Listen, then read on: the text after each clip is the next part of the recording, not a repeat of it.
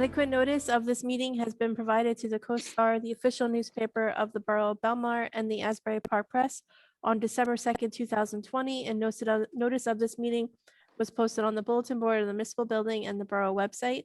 This meeting is being brought to you by Zoom. It will be run just like any other council meeting. During the public comment sections, you will click the raise hand button or dial *9 if you're here by phone. Our multimedia director will then call on you one at a time. Please remember to state your name and address before you speak. Thank you. Thank you, April. If everybody could join me to salute the flag of our great nation. I pledge allegiance to the flag of the United States of America, to the republic for which it stands, one nation, under God, indivisible, with liberty and justice for all. Just a moment of silence for our troops, their families, all our first responders, everybody that's dealing with the pandemic. And I just want to mention two passings since our last meeting. Dennis Witkowski, who was the mayor of 9th Avenue. He, for 11 years, he was the 9th Avenue gate attendant. And Dennis was a great guy, and he's going to be sorely missed. And Bridget Dudaz, our purchasing agent's mother, Nancy Fox, passed away.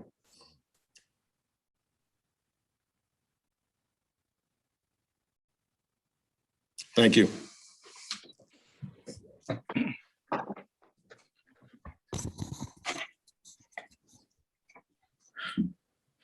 Okay. On the workshop, we have the Repetti family is looking to do a redevelopment on their property out on 35 Highway. So I think we have the developer here, planner. So they're going to present to us what they have in mind for that property. And just to let everybody know, I mean, this is the first time basically everybody's seeing it, and there's no promises or anything. We're going to take a look at it, and we're going to at the end we'll speak to our planner Jen Bean to see how it fits into the redevelopment zone. So I guess it's Mr. Russo is going to start. Do we have him on here? Get him started. There he is. Just unmute, sir. Thank you. All right, good evening. Good evening, Mr. Russo. Good evening, Mayor. How are you? Wanted to just start off by thanking the Mayor and Council for giving us an opportunity tonight to, briefly present our initial concept plans for the Repetti family property. Our architect, Di Marchetto, is going to be doing the bulk of our presentation. And I think he's prepared a very nice history of our planning and progress on the project, dating back to late 2019 when we first started working with the Repettis all the way through our current design.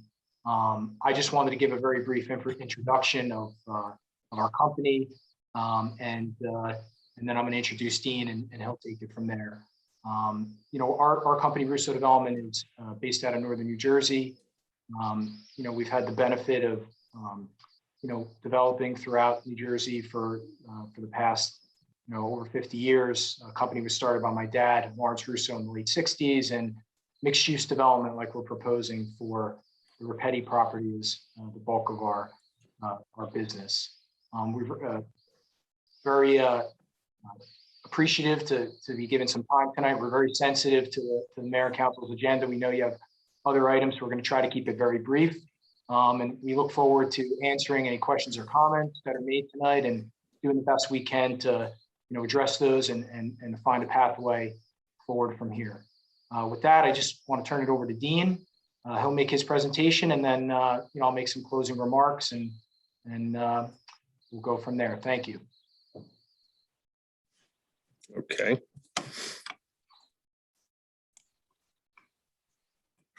So good evening, everyone. My name is Dean Marchetto. I'm an architect and a planner.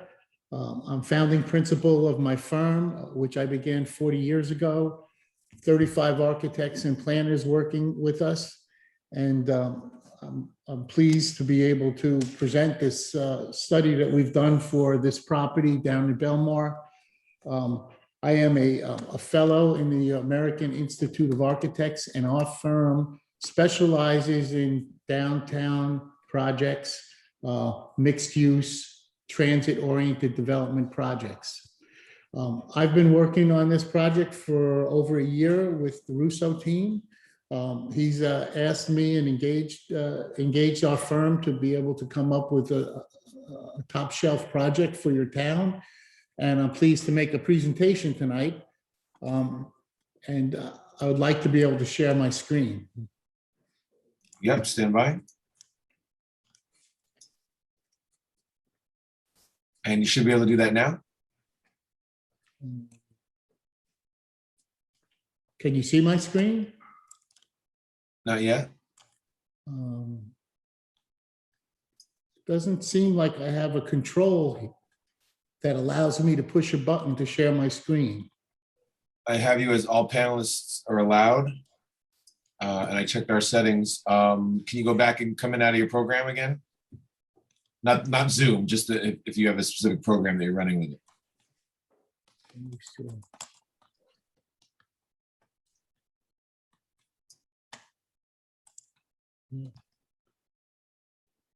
Okay. There we go. That looks like it's happening. Yep. All right. Can you see this slideshow that I Yep, started? I see. Yep, I see them individually, and I think you just click on it and go. You should be good. How you normally would do it. Yep. So now, do you see? I'm not sure which screen are you looking at. Are you looking at the full screen? I see the. I see everything. I see a full screen and a small screen. I think on Yeah, your yeah. end you have to do it full screen. So let me see if I could swap. Do you see the full screen There we now? go. Yep, full screen now. Okay. That's beautiful. Yep. Great. Thank you so much. Thank you. Go right ahead. All right. So as I mentioned, we spent a little over a year looking at the downtown site here in Belmar. The first thing I would like to do, I'm going to have a short presentation, maybe about 25 minutes. I'd like to introduce myself. And the first thing I'd like to do is just show you some of our projects so you get familiar with the work that I've done and what kind of architecture we make.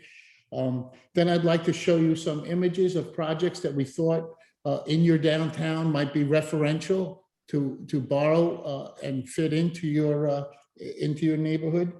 Then I would like to run you through the floor plans to show you how the building is organized. Then I have a 3D model, which is a model that's virtual, which we can go around and fly around the design of the project and look at the project from all different sides. And then at the end, I have some final renderings to show you, which are more developed than the model. And then, of course, at the end, if you have any questions, I'd appreciate it if maybe I could finish before we ask questions. But if you feel the need to ask a question during the presentation, please feel free to do so. Okay. So one of the first projects I wanted to show you that we designed, this is in Long Branch, it's called Pier Village. We did this about 15 years ago. It's a residential project, mixed use. It's right on the beach. And it's really been a very popular project. It kickstarted downtown Long Branch. We have a restaurant here on the left-hand side that we designed, as well as this residential building with an internal parking garage. One of the most important aspects about this job, from my point of view, is that we created a space here. And this space is almost as important as the building themselves. And that's one thing about the way we approach our design projects. We like to design projects that are creative in a way that they make a place. We do placemaking. And so this project is in your neighborhood in Monmouth County. So we thought we would show this as a lead off. This is a little bit more of a close-up. You see retail at the base. It's on the waterfront, and this open space here became a real gathering place that worked nicely for Long Branch. And the projects I'm going to show you here aren't necessarily all suited to Long Branch, but my purpose here, or not all suited to Belmar rather, but my purpose here is to show you that the way we design projects is we don't bring a design to a town. We look at the town, we look at the influences, and we custom design a project. So every project that I'm going to show you here in this little introduction is different. And they're not all necessarily referential for Belmar, but they are personalized for their place. This one here is on the train station. It's a TOD in Morristown. This is the train station in Morristown, New Jersey. In fact, the track is overhead up here on the right. And this project, the town wanted to create the sense of a grand hotel. This is a residential building, has parking for residents and parking for commuters inside the garage. The garage is located here. And by creating this L-shaped building, it created a plaza here, or a space that became a landing point or a landmark for when one enters the city of Morristown on the train. And there's some retail on the bottom as well. This building is a combination of stone, brick, and metal panels. This is the building that we completed in Jersey City. And this building I present to you because this is in a historic district. So I wanted to show you that in this particular location where the town was concerned with a historic fit-in, this building was designed, and I think it does a good job. In fact, some folks came up to me and said, when was this building renovated? But this is a brand new building, residential building with parking in the basement. Here's a building we're building in Western New Jersey. This is a plan that's going in front of the planning board next week. It's out in suburban area, a little further out. And we wanted to do something here in this design that felt a little bit more agricultural because of its place. And so this one has gables, it has the stone tower, and the materials with these green copper panels kind of helps relate the building to a more agricultural setting. Here's one we're doing in Bedminster, and this building is in horse country, farm country. And so in this one, we have a carriage house style design with a little turret. And then this building is in the front of the site. And you actually drive through this gateway into the back of the site where there's another building. But each one of the buildings I'm showing you are very different, but they're designed to be placed and designed of their location.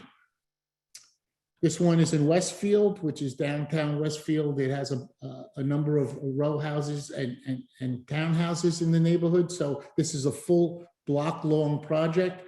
And it has a series of gables. It's a multifamily building with retail on the ground floor. It's a brick building with gables. And since the building is a block long, what I'm trying to do here is break up the building into smaller pieces so it fits into the context of the smaller scale buildings in the neighborhood.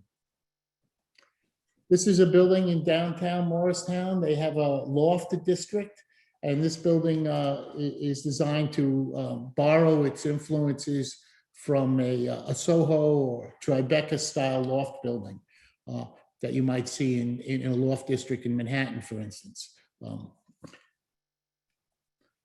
This is a building we did with the Russo Development Group. This is an interesting project for us. It's truly a TOD. It's right on the train station, like your project in Belmar.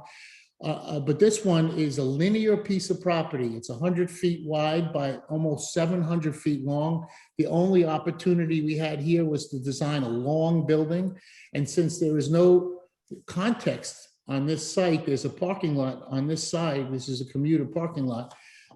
We decided to use the train itself as a metaphor for designing the building with a locomotive, train cars here, and then a caboose at the end. And it's just a metaphor of a train and kind of celebrates the commuter. But on the other side of the building, it faces a residential district. So the building addresses its context in two different ways. And the next slide, you can see that the other side of the building, this is the very same long building, but the facade of the building is designed to be residential, addressing the residential neighborhood. Back to Belmar.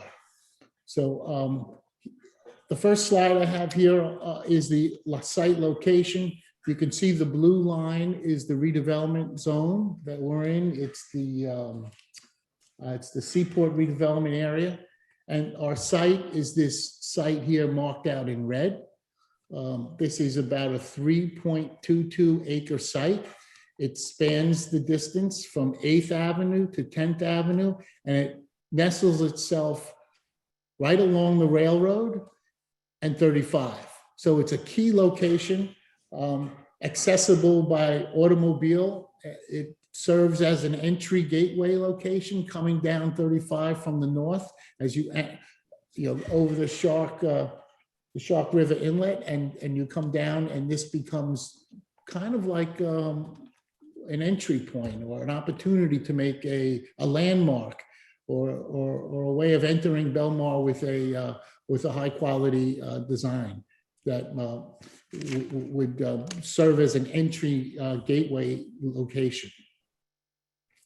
You see the waterfront here in the Marina, just to the left. There's a lot of confluence. And then just to the right here is a retail center, which is between the railroad tracks and Main Street, which I would say, having walked around Belmar over the last 15 months, is a little bit like the gravity of your downtown. It's almost like the center of gravity of the downtown. You have a retail area, parking, and retail all about, and you even have that nice public plaza there. So it's kind of a very, very important location connecting the road, the train, Main Street, and your downtown, sort of its downtown public space. So here's an aerial view of the site. The site is located right here. We have a motel and a catering facility on the site right now, and it spans the entire distance between 8th and 10th. This is the downtown, I would call it your main downtown center of gravity. Main Street is right here.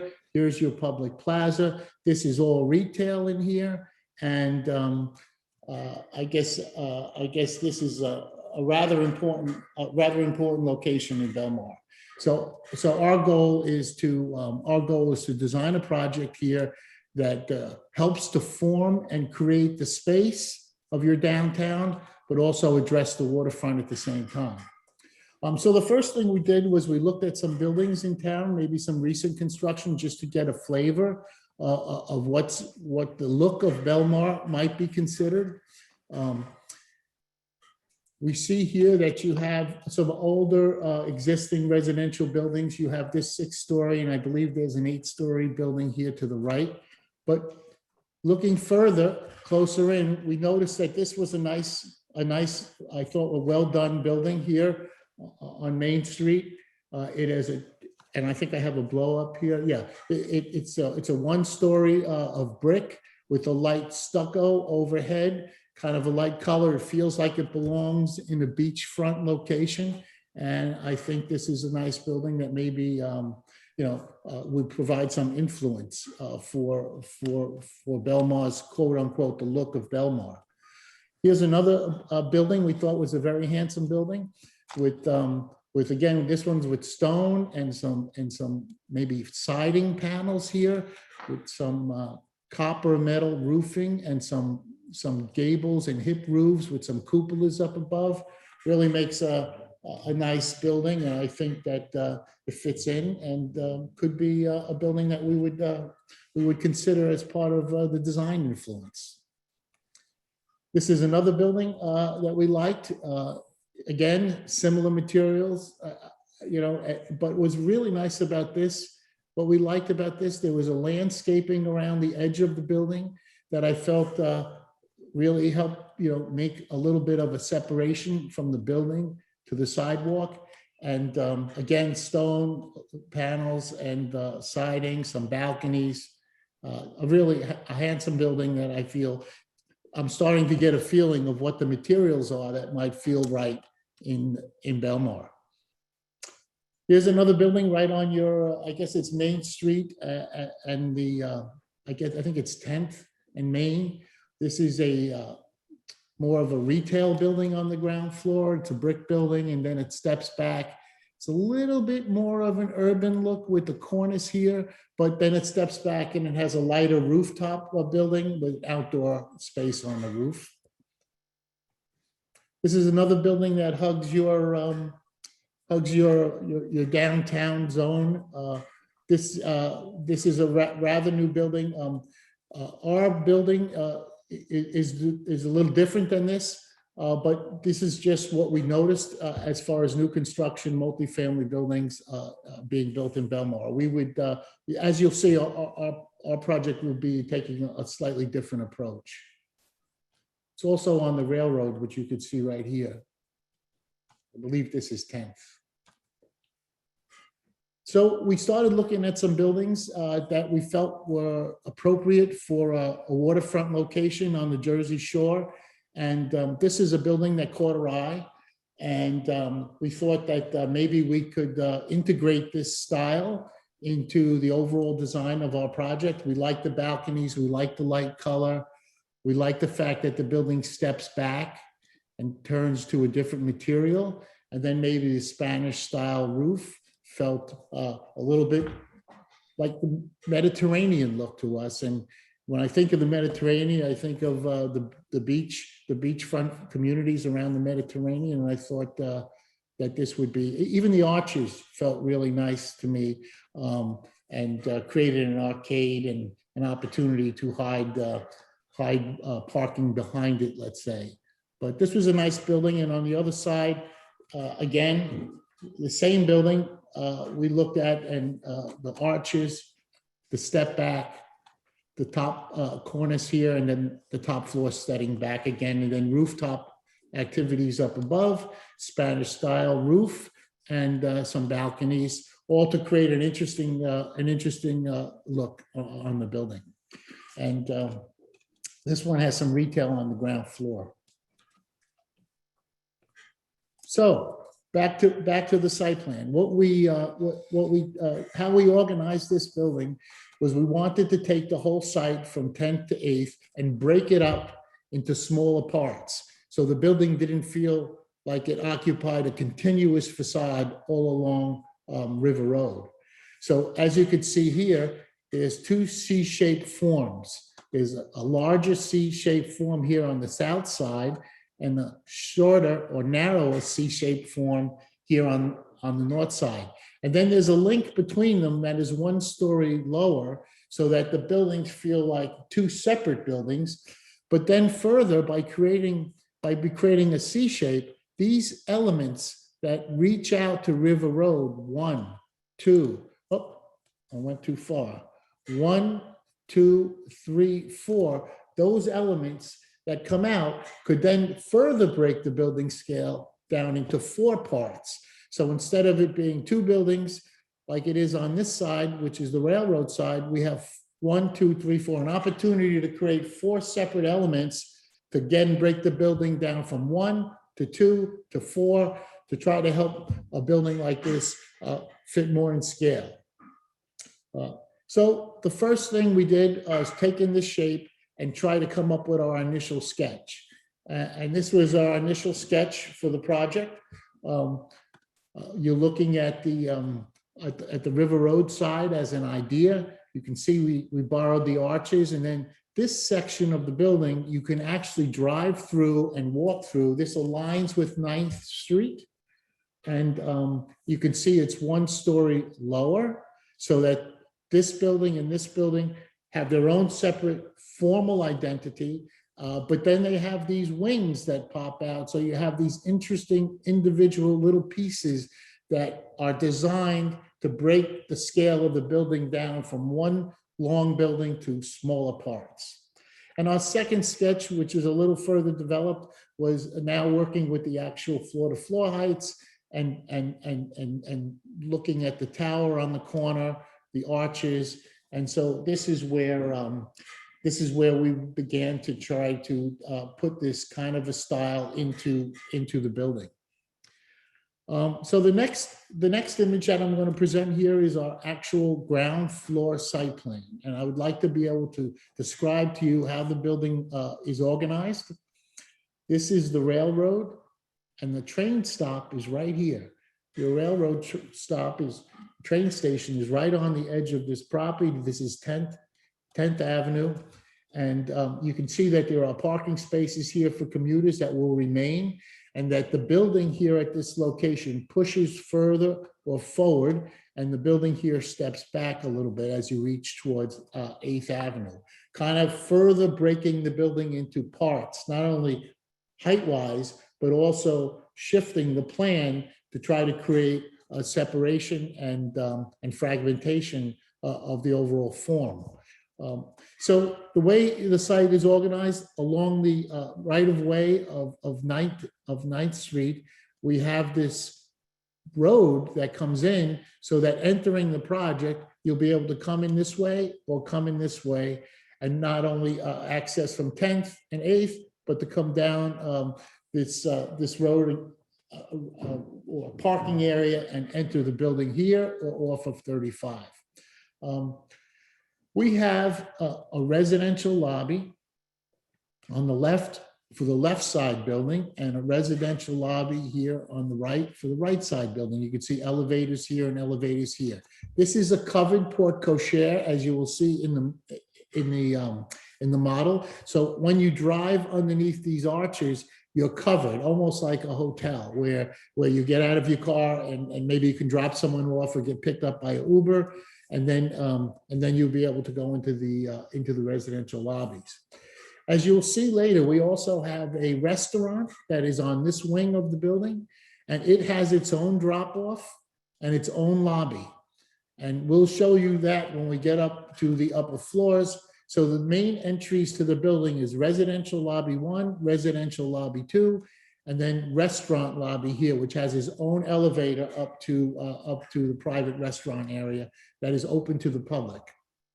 And then on this corner, which is 10th, we have a retail space here. So activating the train station right in here, we have an outdoor seating area, as well as a restaurant, a cafe space in here, which I will show you as we move through the plans. Now, the garage entrances also occur through this kind of main driveway we have in here. This parking area on the left is for public parking. The entrance to this is right off of here. There's an overhead garage door here from this parking area, and the public is able to come in here and use this parking for retail uses. It's not necessarily dedicated to the residents, and it's for the public. Now, if you come in this way and you make a right turn, you're in the northern garage on the northern wing, and this parking will be residential parking, but we go down a floor in a ramp internally, and then we arrive at a basement level, and the basement level is underneath the entire site, and that basement level is all residential parking. We have setbacks here. And I'll go into that a little further. There are setbacks here with landscaping.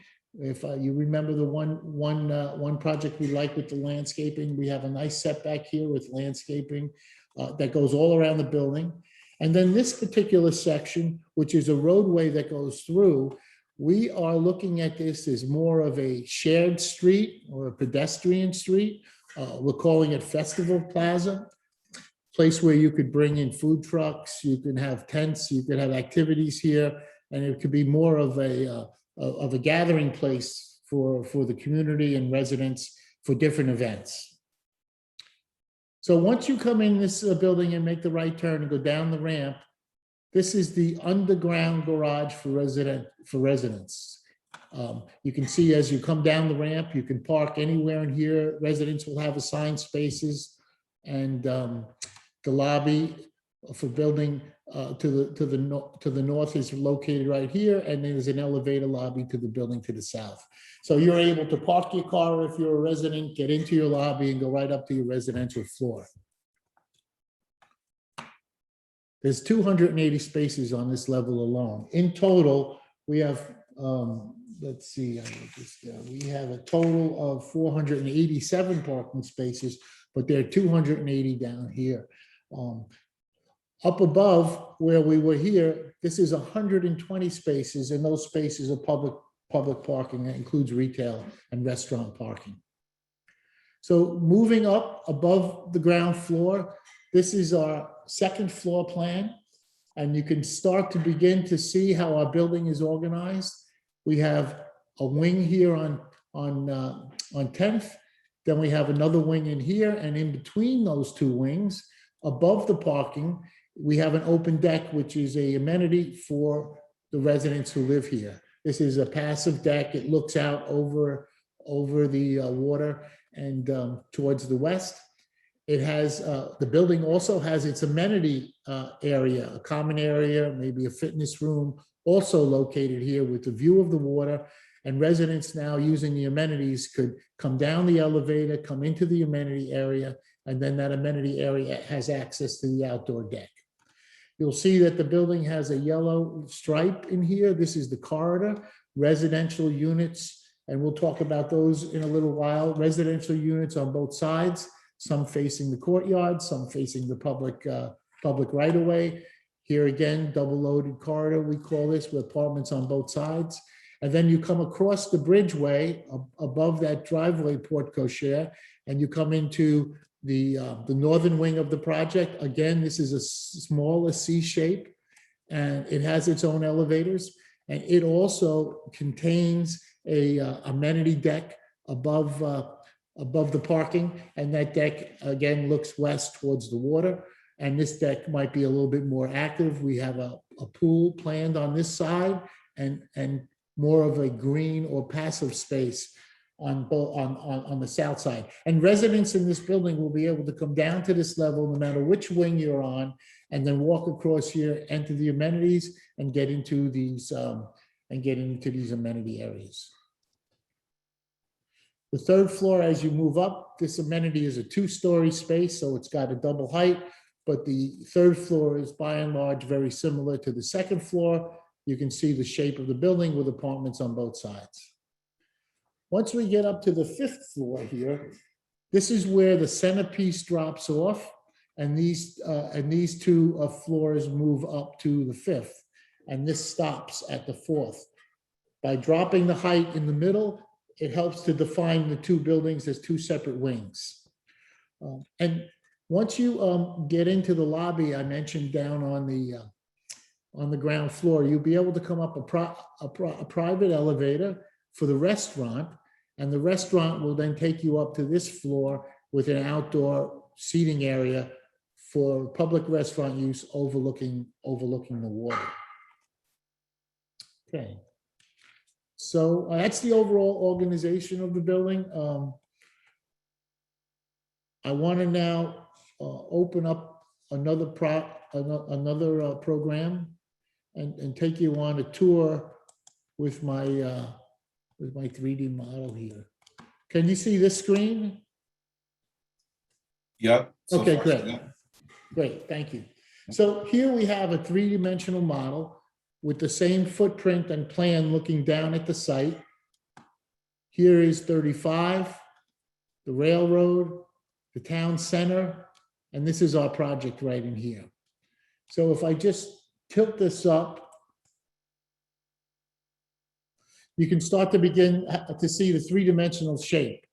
From this distance, you could see this is one form, this C, it drops down here, and then this is the second form. And I would say that we've introduced some roof shapes in here. As we tour around the building, you'll get to see them a little closer to help try to create individual pieces to break up the scale. So as we move in a little closer here, this is a view from the south side. You recognize the Marina restaurant here, 35 coming down this way. Our neighboring building here, this is an 8-story residential building, and then this is your retail center in your town center here. Again, just flying around at this elevation to give you an overall scale. So you can see how the building goes from 8th to 10th, broken up into two pieces. These are the amenity decks. This is the south amenity deck. This is the north amenity deck. This is that road that comes through, which is providing an entrance. And this is your restaurant here. You can see that the roof is being used for outdoor space as well. And we'll be able to see that a little closer in. Coming down over 35, the Marina on the right. This is the beginning of the entry view from 35. So if we were coming into Belmar down over the Shark River Inlet, coming down 35, this would be the sequence of views that you see. And then these forms cascade down. You can see that the building is both 4 and 5 stories at different places. And the 5th story is a setback. So it's set back from the 4-story facade to further break down the scale. As we move closer upon entry, as you move down the sidewalk by the Marina restaurant here, this is the entrance that you see to the restaurant in our project. This is the parking garage with the plaza deck on top. And you can see here that these kinds of forms at the end of each one of those wings creates individual components of the project, not a continuous wall. Moving inside, as we turn into this road, which is our entry road, you can see our restaurant here and our drop-off for the restaurant. And then as you move further in, this is the porte cochere that runs under the ground floor, where people can be dropped off to get into the residential building and enter the garage. If I just turn my head to the left here, let's see. The entrance to the garage is right in here. You see the garage door here. This is the entrance to the residential parking area, which then has a ramp that goes down into the lower level parking area. So moving closer in, there's a residential lobby here on the right. There's one here on the left. And you can see that this could be used as a drop-off. You could have an Uber pickup. And as you move forward, you can see you're coming through the project, and there's the train line on the other side. Let's see, where was I here? Oh, I went too far. Hold on. Sorry, I got to get back here. Okay, moving this way further, we go through the porte cochere, and we come out on the other side where that parking area is for commuters behind the building. And then if we move through and start looking to the south, here's the train station in here. And this is the entrance to the public garage. If I move up a little closer here, yeah, you can see the entrance to the public garage right in here, public parking. And the parking is hidden behind these arches, and the building is set back. Now, if I pick up a little bit and look down at this, you can get a sense of the scale here. You can see this is the porte cochere. It's down 1 story. This part of the building is 5, and this part of the building is 4. Down here on the corner of 10th is where we have our retail. However, if we lift up, you can start to see the facade of the building that faces the train station and the train line. And you can see here that the 4th floor roof of this center component becomes an outdoor space for residents. Spinning around to the north wing, you can see again the different roof shapes and the area between the tracks and the building that will become sort of like a pedestrian street. So vehicles can go in there, emergency vehicles. I think it has to be managed by the developer in conjunction with the municipality. But this is an opportunity to create a nice opportunity for outdoor events in Belmar. Just zooming back out and then zooming back down to grade level. This is the corner of 10th. I mentioned earlier that this is where we have a cafe. and that we spent some time really considering setting this building back. I believe it's about 25 feet. I have a dimension I'll get to. Outdoor tables and chairs, sidewalk, and landscaping buffer. And then you could see here that the 4-story building has bay windows to break up the facade, and then the 5th floor is set back. Moving back into that space, this part of the building, which is the north wing, does project out closer to the train than the south wing. And we put a little hip roof on top with a special architectural embellishment here on the top floor, so that this tower really becomes sort of like, you know, the train station. Where's the train station? Well, you see that hip roof there with the Spanish tile or the metal top. That would be the location of the train station. So it calls out and signals the train station location. Moving towards that pedestrian street area here, the train tracks, the building, and this is that area. I can move in a little closer and kind of look down. This is what that space could be like, but there's so many opportunities to reshape this place and program it. If you were to put an event like food trucks come in with tents or a farmer's market, it could easily transform into this kind of space and become an interesting location here. Moving back out, looking now towards the water from the north side. If I get back in here, you'll see that the north side on 8th Street here, again, we have a nice wide setback, completely landscaped, and the 4-story building then steps back to the 5th story. And just spinning around, you see our pool deck here, and the landscape buffer along the edge of the property. And as I mentioned earlier, let me move this. You can see how the building's wings. This is one wing, this is another wing, this is another wing with the restaurant up here with an outdoor restaurant deck. And then there's another wing here on 10th. By having these wings come out this way, this becomes 4 architectural elements rather than one continuous wall, so that the building again has space between it and is broken up. So now I'm up on the restaurant level deck. There's a bar restaurant behind here, and if I spin around, this is kind of what it would feel like up on that restaurant deck, looking down at the water. Again, this is a restaurant that's open to the public. There's a bar and outdoor deck on the 4th floor, and an indoor restaurant on the 3rd floor. So it's a 3-story restaurant. Has a lobby on the ground floor. You come into the lobby, and then you go up to the 3rd floor where you have your restaurant, and then the floor right above it is a bar with this outdoor deck. So now the next part of the presentation is to go back to my my PowerPoint here. Let me see.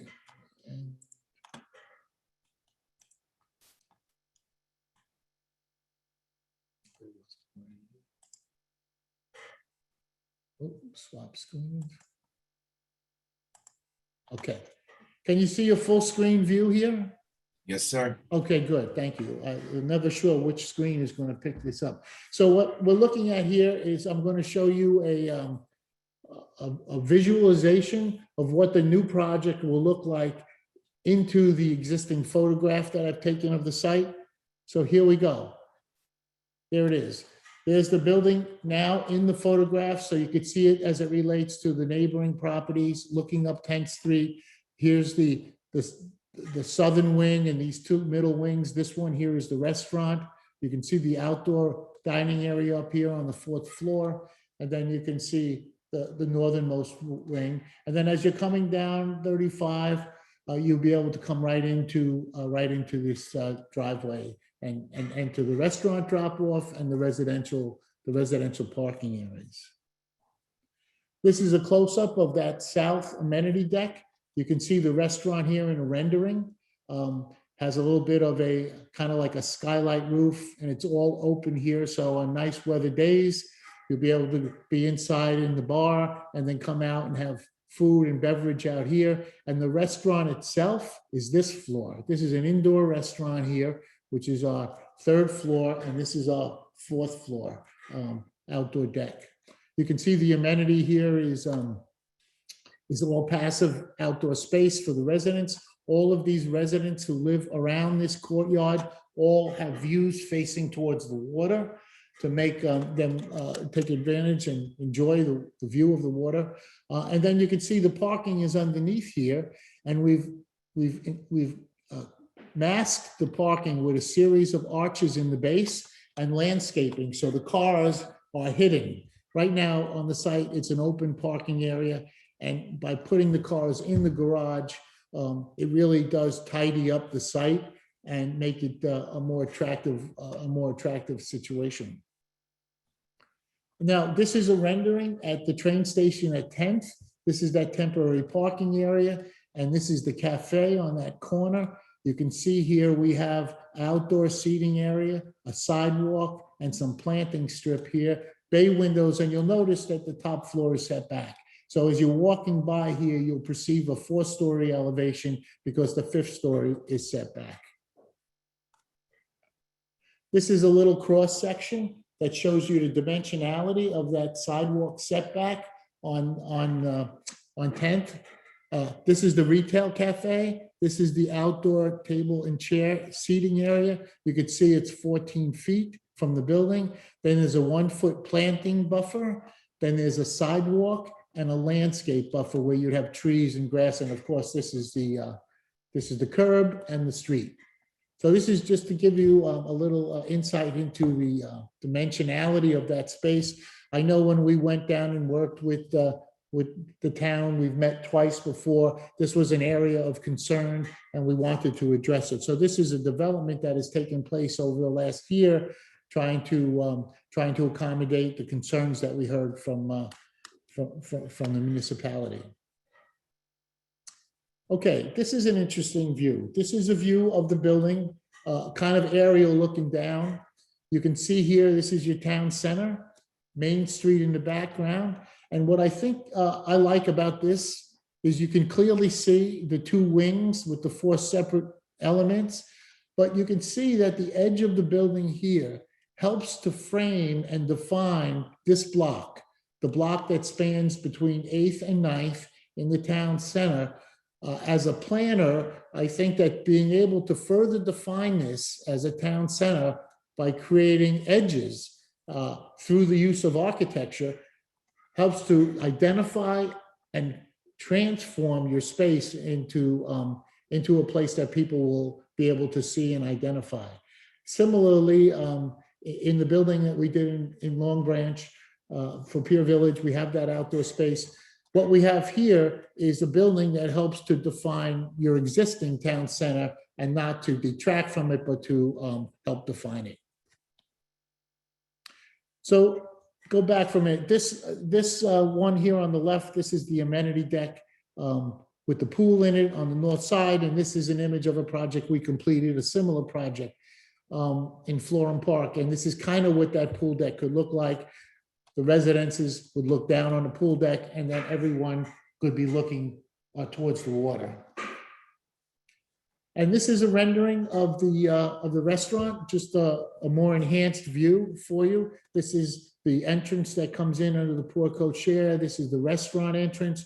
You'll be able to drop folks off here or pick people up, enter into the lobby, go up to the 3rd floor here, and the 3rd floor has a high ceiling, and this is your restaurant level. Indoor restaurant. And then if you go up one additional level, then that level is the bar and the outdoor terrace, which overlooks the water. And then the 2nd floor in here is the amenity space. You might recall that I showed you the 2nd floor plan that residents have a community room and fitness that opens up to the recreation deck, and that is their floor. So the elevator from the restaurant goes right up to 3 and right up to 4. And bypasses the amenities here, which are more for the residents. So we have a couple of views of restaurants that we think will help give you the feeling of what this building and this space might feel like. An open deck on the roof overlooking the water, and that would be the view from that location. So if you're sitting on that deck with a drink or meeting with friends, you'll be able to enjoy this view. But there's a couple more images that set the spirit for what we're trying to do. This is more of a twilight view of what that would feel like. And, this is a west-facing view. So there's beautiful sunsets here out over the water. And from this restaurant and bar area, you'll be able to enjoy this kind of panoramic view of the water. And here's another view of a typical rooftop restaurant and bar that's open to the outside, tables and chairs with views in 2 directions, in your case, 3 directions. And then finally, I just want to finish with this last simulation. This is a view looking from the marina over the marina at the site. And I could just morph this building in so you can see how the building fits into the context of the site in the existing photograph. I would like to say in conclusion that we spent 15 months trying to develop this, and I'm very excited and pleased with the results. I believe it's in my professional opinion that the project responds to its site and its location and fits into and enhances the downtown neighborhood. I think it would make a beautiful addition to your town and serve as a wonderful gateway landmark entry right here as you're coming into town over the Shark River Inlet.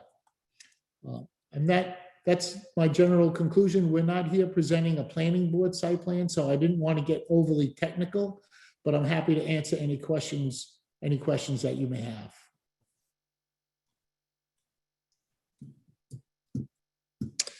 Okay, any of the council members have any questions for the developer, Dean? I do. One moment. Sir, could you go out of your screen and go back in if we have to? There we go. Thank you so much. Yes. Councilman, go right ahead. Yeah, thank you. Is it all right, Mr. Mayor? Yes, go ahead. You and I had this discussion. All right. I have a couple of questions. I did look at the PDF that we all received beforehand, and I made some, I have an opinion based on that, but I have a couple of questions based on what we just saw. Honestly, the first thing I noticed that if you're planning underground parking, have you done any kind of hydrology studies about how far below your parking deck the water table will be? Well, we have geotechnical studies, and we're familiar with where the water line is, but this will be a waterproof basement, and the site slopes. The site isn't directly level. So part of it will be more underground than others, but we're confident after talking with our geotechnical team that we'll be able to maintain a dry basement here. Okay. Well, I'm familiar with the property too, so I just want to make that clear. Yes. One of the questions I would have, the first thing I thought of because I wasn't sure from the PDF if you were planning underground parking, and now that you said that's what your part of your plan is, I have to tell you, one of the first things I would think is if we have another storm like Sandy, which is pretty much, you can count on it, how are you going to deal with water getting into this waterproof underground parking deck? Well, we would be designing our building to the FEMA regulations for flood barriers and flood control. So you haven't really looked at that yet? Well, we know what our elevations are, Okay, but you haven't looked at how you would handle if it actually flooded. Well, there are plenty of ways. Dean, if I can interject, our engineer, Doug Bartels, is also available on the call tonight and can add to this. But just in summary, the proposed finished floor elevation of the building, the ground floor above the low-grade parking, is at elevation 16, which is the exact same floor elevation as the existing Pat's Motel. Our geotechnical engineer went on site, did 8 borings throughout the property and determined that the groundwater elevation is around elevation 5. So to have enough clearance in the ground level parking, you need about 10.5 to 11 feet below the first floor. So if we work off of 16 and go down about 11 feet, that gets us down to elevation 5, just above the mean high water elevate, or I should say the groundwater table. So even though we would design the basement level to be waterproof, we do feel good that at least we're not starting below the water table, we're starting above. And the entrance points into the garage are very high. They're at elevation 16, which is well above both the 100-year and 500-year floodplain.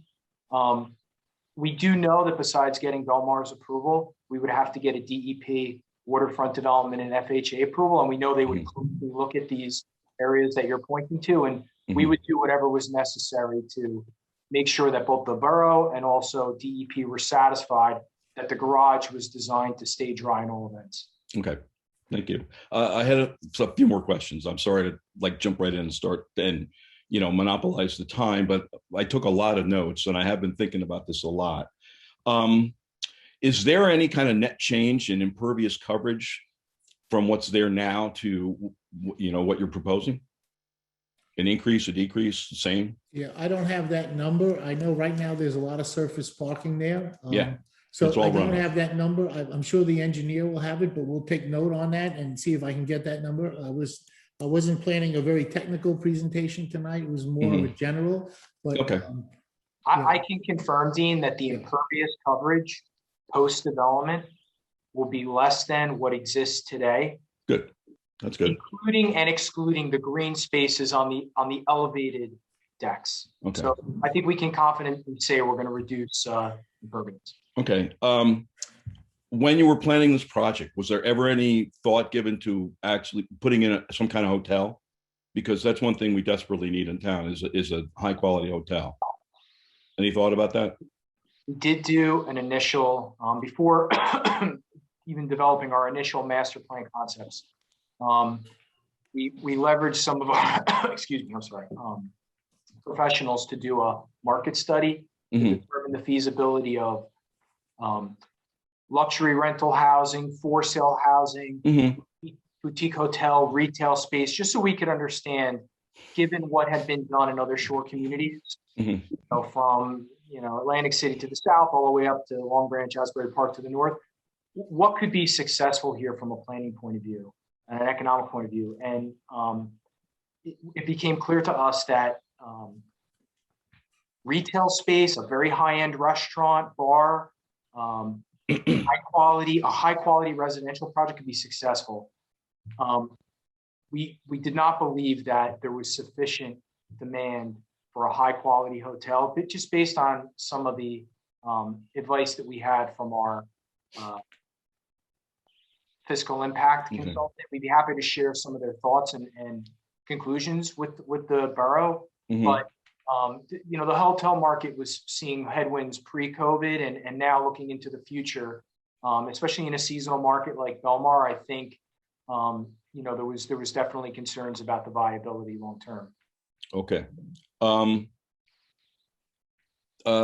Another question I had is, I didn't get this from the PDF at first, but basically I appreciate that the architect said that you need to work with emergency services because you're basically blocking the access on Railroad Avenue between 8th and 10th, which a lot of residents use now. I mean, one of the things that happens there is that when the train pulls in, if you're on the west side of the train and you're trying to get to the south end of town, you can go down Railroad Avenue all the way down to 12th or even 13th, 15th, 16th, and get around the train.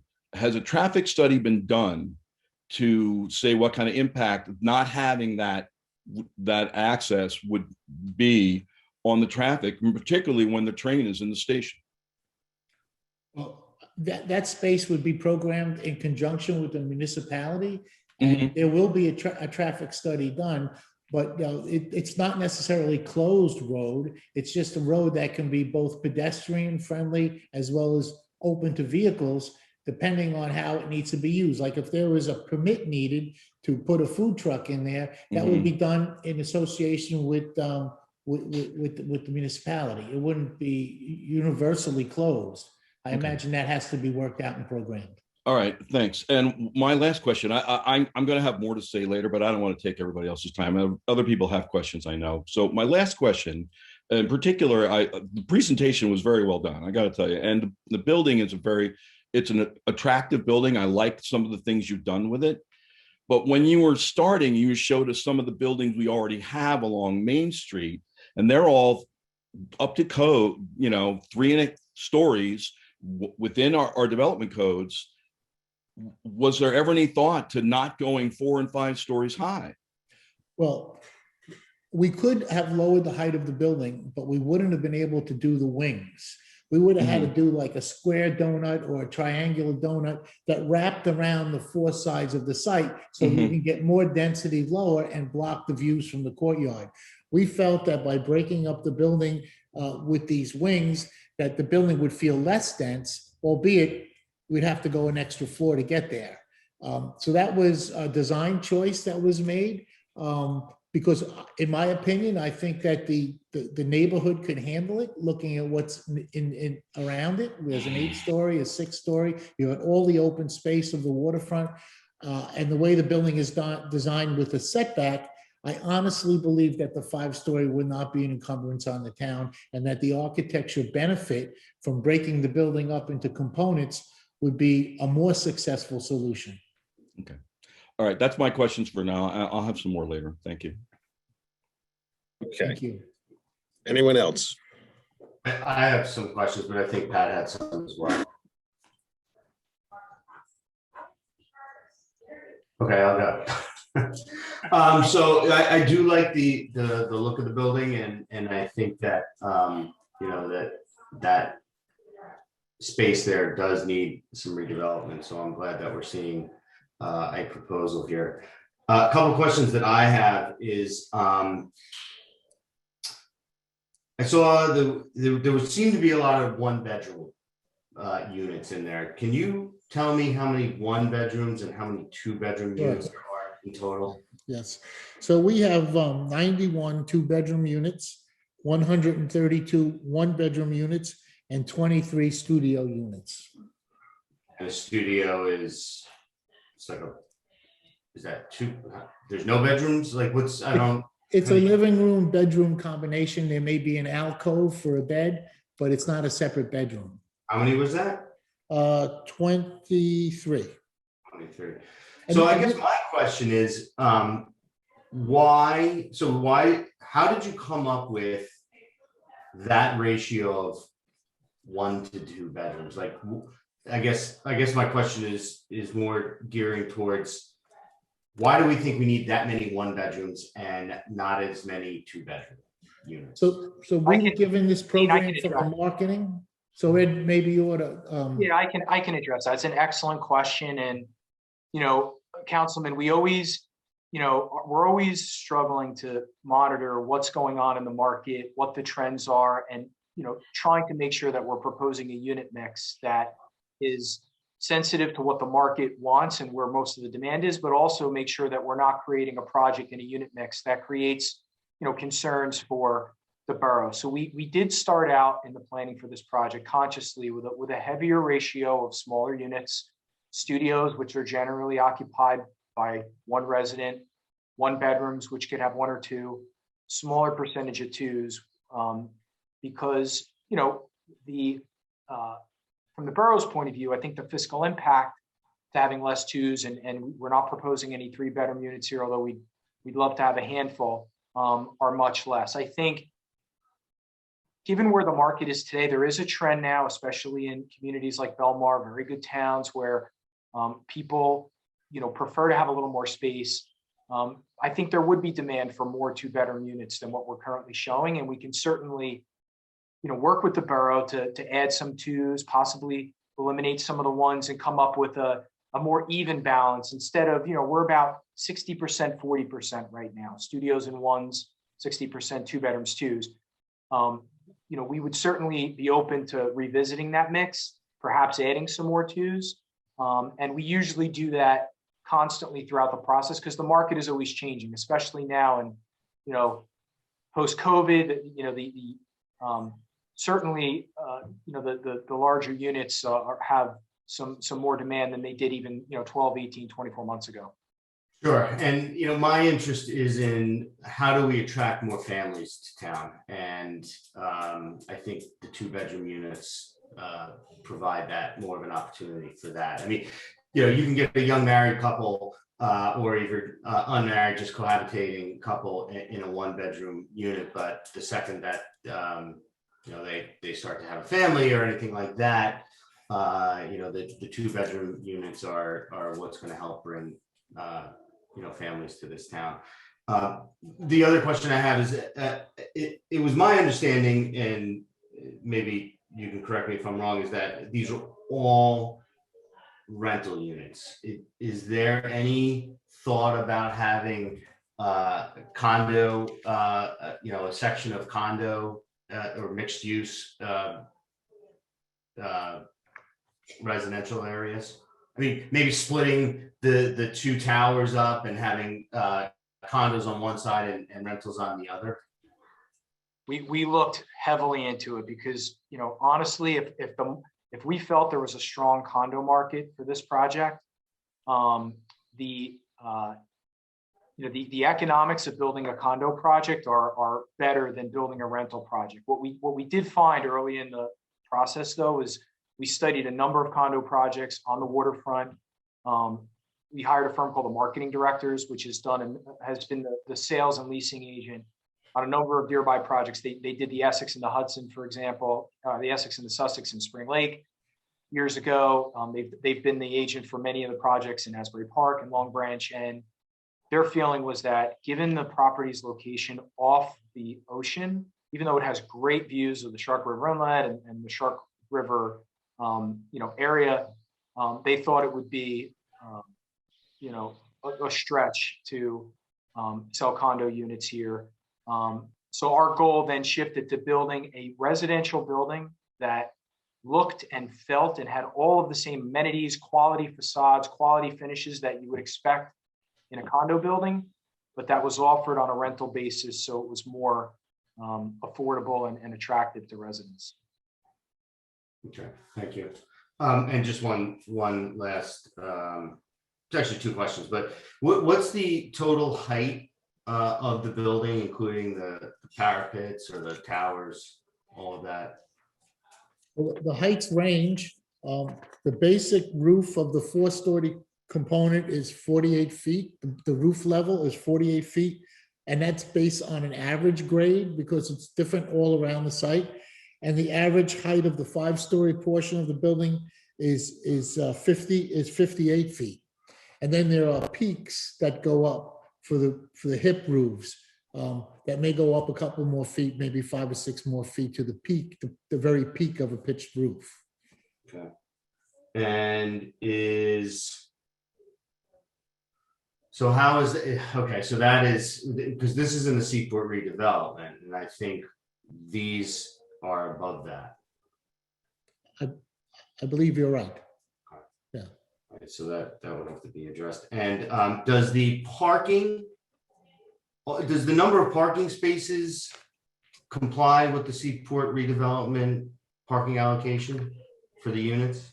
I believe there are 510 required, and we have 487. Okay. So we're providing, Councilman, on a dedicated spaces for the residents, 1.6 parking spaces per unit, which our feeling, especially with our unit mix, which, as we were talking about, is a little more heavily weighted to smaller units than the 2-bedroom units, is a comfortable ratio.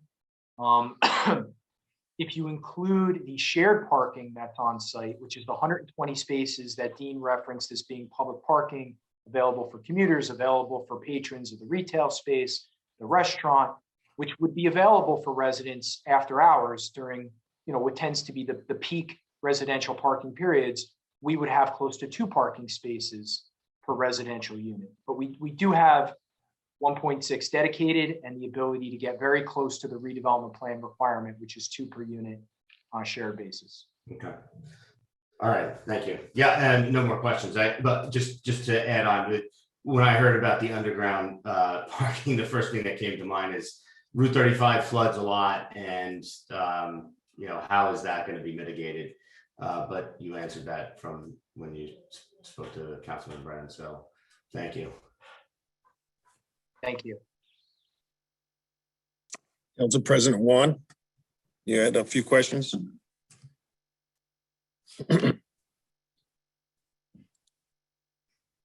Oh, there you go. I lost the picture. Okay. Thank you, Mayor. Actually, Tom answered my questions about the underground parking and the hotel. And could I ask, is that leaving, did I figure wrong? Excuse me, 120, excuse me, 122 public parking spots? Yes. Okay. Thank you. Councilman McCracken? Yes, thank you, Mayor. And I think you had mentioned, one of the things I'm not clear, I have a couple questions, but one of the things I'm not clear on that I think would be helpful if we could give Jennifer Beam some time is to, I know we're not voting on anything tonight. This is very conceptual. This is just a presentation that's been given us to consider and for the public to be able to view and provide us feedback and stuff like that. But I would be interested in hearing what Jennifer has to say after I'm done with my questions as exactly what the answer, exactly what the ask is of the council, and why this isn't something that's going to the planning or zoning board. So I'll be interested to hear what she has to say about that. But Mr. Russo, I just have a couple questions on your feasibility study. So I had our tax assessor pull some numbers, and these aren't exact, but it looks like presently there's somewhere around 646 residential and commercial rentals in Belmar, somewhere around 659 condos, and he's getting the number for single family homes. And I'm aware that the residential or the rental market now is really hot. But in your feasibility that you study that you did, were your the consultant that you used were they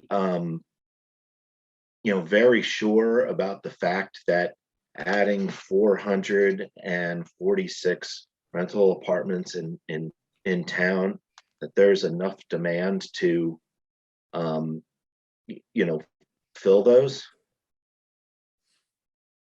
Yes, I think based on the fact that we know that this size project, call it plus or minus 240 units, would likely be delivered over a period of 6 to 7 months, right? We would, based on the way the project is designed, it's essentially two buildings, right? One building would be built or started first and built vertically. And then once that, call it the South Tower, was completed, the North Tower would start. So there's going to be a little bit of a lag between the South Tower and the North Tower opening.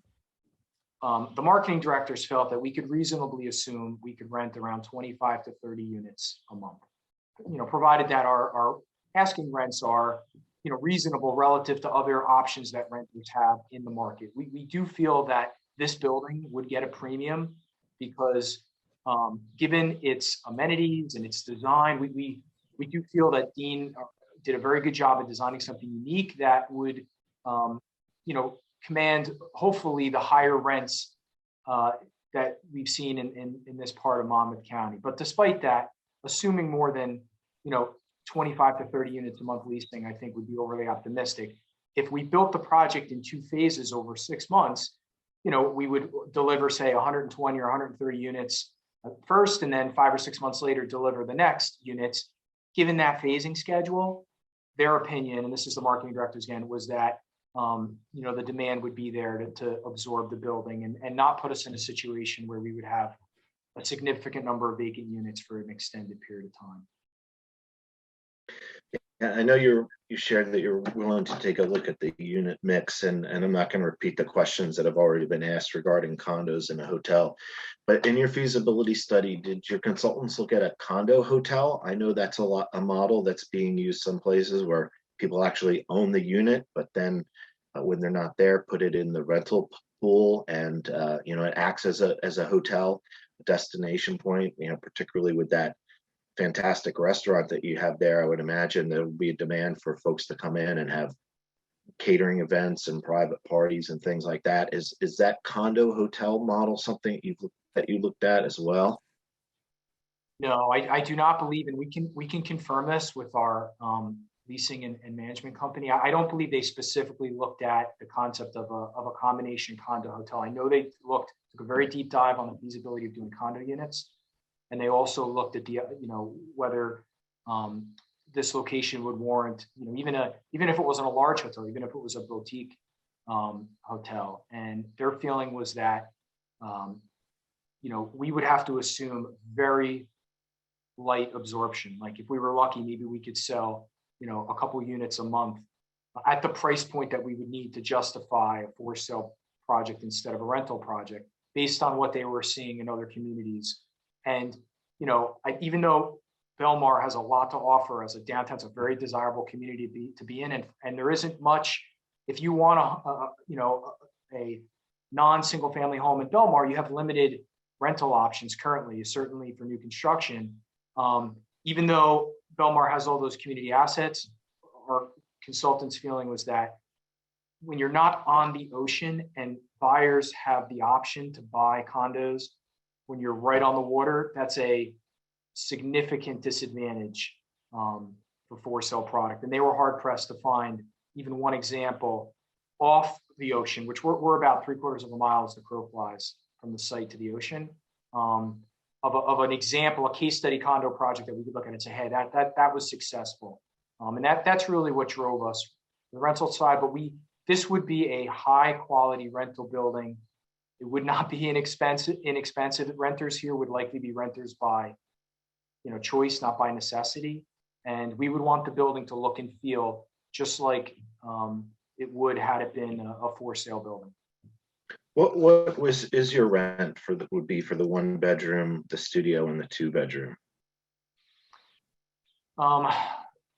We haven't done a full current market study. We did study the rents of a lot of the existing projects in town, particularly the newer building on 10th Avenue. That's about 60 units. That's just to the east of us. The rents there, I think, are $1,700, $1,800, $1,900 a month for 1 bedrooms, depending on the unit sizes. 2 bedrooms are rented in the mid $2,000 per month range. Given that this building would be designed very differently, and part of the reason why we're pushing to have a project of the design and the the critical mass that we proposed is because we want to be able to afford on-site management, on-site staff, on-site concierge, because that's what drives being able to get better rents. And I think realistically we could probably underwrite 1 bedroom rents in the low $2,000 a month range. Studio rents, we don't have that many. We're about just over 20, probably in the 16, 17, maybe $1,800 a month range. And I think 2 bedrooms, well designed, could be high 2s, maybe low 3s, depending on the views. Upper level units, great views, commanded premium. That would be our current expectations. And like other people said, there were certainly some architectural elements and design elements that I found very attractive. But I guess my last question is, so what is it that's driving the scope of this project, the number of units?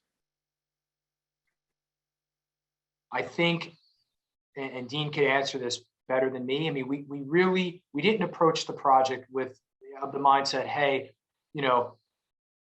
we need to get a minimum of X number of units, even though, there is, some minimum critical mass that we need in order to be able to buy the existing land, improve the site. Our earlier designs did not propose below grade parking, which we understood going below grade was important in order for us to mitigate the building height.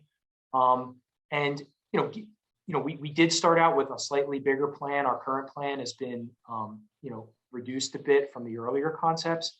We're in that 240 to 250 unit range, where if you get smaller than that, it becomes very difficult, regardless of what your construction costs are. It becomes very difficult to have enough revenue to be able to cover your operating expenses if you intend to have on-site staff, which we fully intend to have here, to the tune of 5, 6, 7 full-time people, between a property manager, leasing specialist, maintenance techs, concierge.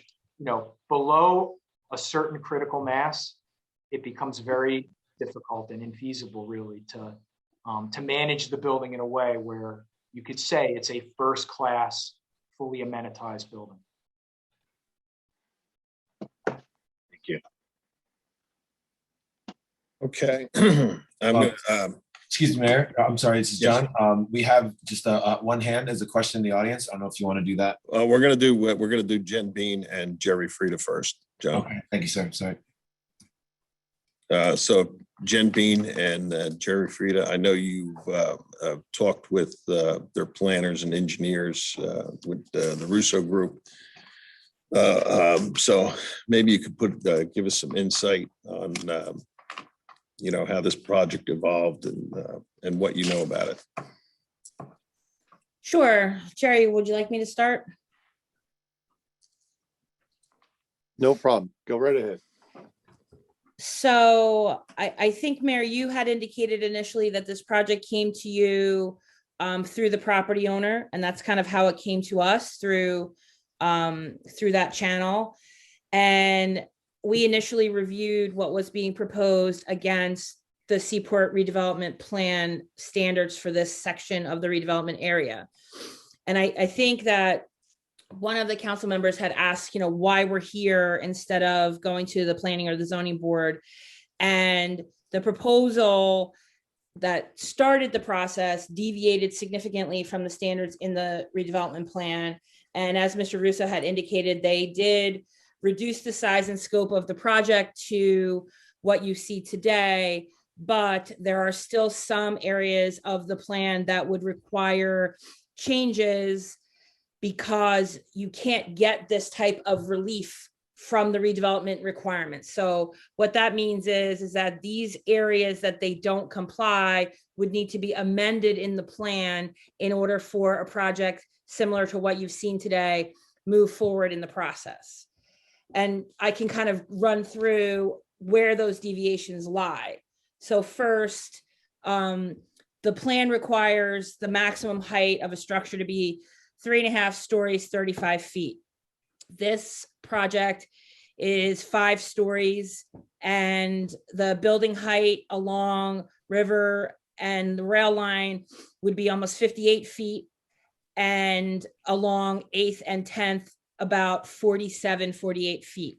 So not only do the height overall have to change the number of feet, but the number of stories in order to allow this project to move forward. Secondly, I know there was some discussion about the impervious coverage, and I don't know if I agree 100%. The plan requires a maximum coverage of 85%, and this project would require that to be amended up to 90%. I know that there are some green areas on the plan, but those are areas that are over concrete, over the parking lot, so they don't count towards being pervious or allowing, water to penetrate into the ground. So the impervious coverage number would have to be increased from 85 to 90%. And then finally, the parking requirement would have to be mended. So right now, the plan requires 2 spaces per unit. This project is at about 1.6 spaces per unit. And then additionally, the non-residential parking is 3 per 1,000 in the plan. And this is asking for about 4 per 1,000. So reducing the requirement for the non-residential as well as the residential parking. So those 3 categories would have to be amended by the governing body in the plan for this area in order for this project to even apply to go before the planning board. Mhm. Now, could this project, if the shape and dimensions of the building fit within the seaport? The redevelopment plan? I mean, of course, you know, there always is the ability to comply. I think that a lot of like the amenities and the benefit things that you saw as part of this project, you know, the bar, the restaurant, which is on the upper floors with the glass that overlooks the river, a lot of those amenity areas that are on like on top of the garage or in kind of like the indents off of 35 would definitely go away. It would become a pretty standard mixed use residential over retail on the first floor with parking below, in order to comply. Now, whether this particular developer is that person or not, I don't know.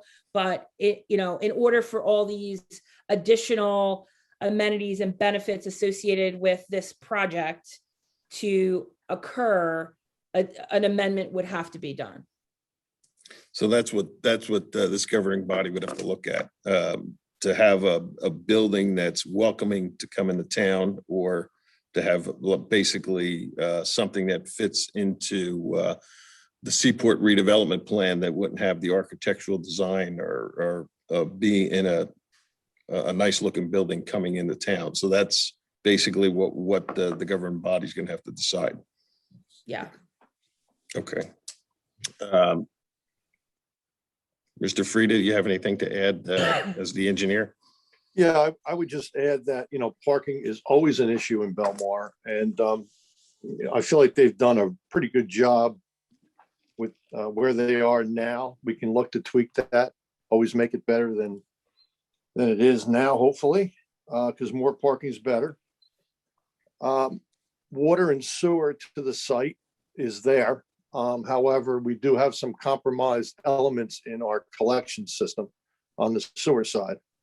So we'd have to look to see, you know, what those impacts would be and what the cost of those upgrades might be.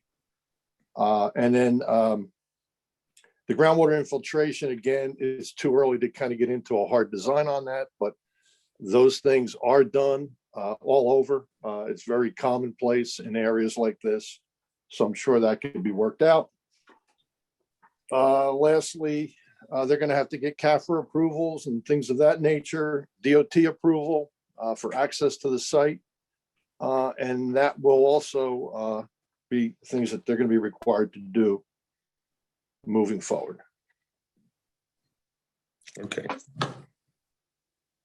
All right. I'm going to allow a few questions from the public directly towards the Russo team, not towards mayor and council, because we're not voting on anything tonight. We're gonna have to digest everything here and work with our team to see if this is a good project to move forward. So I'll allow some of the questioning, but it's going to be just for the Russo development team. So John, you could let a couple people ask some questions. Yes, sir. One moment. Sherry, coming to you. Go ahead. Hello? Yep, go ahead. Yes, go ahead. Name and address, please. Yep, Sherry Russo, 1218 Briarwood Road in Belmar. First, I would like to say I am no relation to Ed Russo or any of the Russos here, just to clarify for everyone listening out there. I'm sure for both of us. I had been taking notes here and I wrote down a few questions. I live very nearby. I know that the architects here do not know exactly where I live, I'm sure, but just to say to them, I live very near there, and that isn't the safest road, in which you have a very busy road and then turning into the complex. My first question is, will there be a stoplight put in? I can respond to that.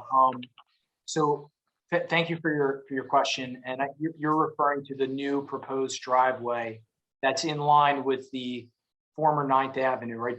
About midpoint between 8th and 10th Avenue. Correct. Okay, so we would need to go to DOT, given that 35 is a state highway, and they would have to approve our access plan.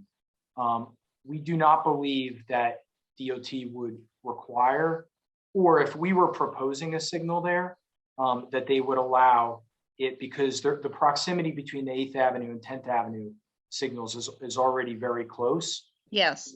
We're only proposing that the driveway coming into the site off of 35 be for right in, right out access. In other words, you couldn't exit the property and make a left onto Route 35 going south. Oh, I understand. Yes. And for that, if we were proposing that movement, then I think the possibility of having a signal and a full movement intersection would be important. But the fact that it's a limited access driveway, no signal is proposed there, and I don't think it would be permitted by the state.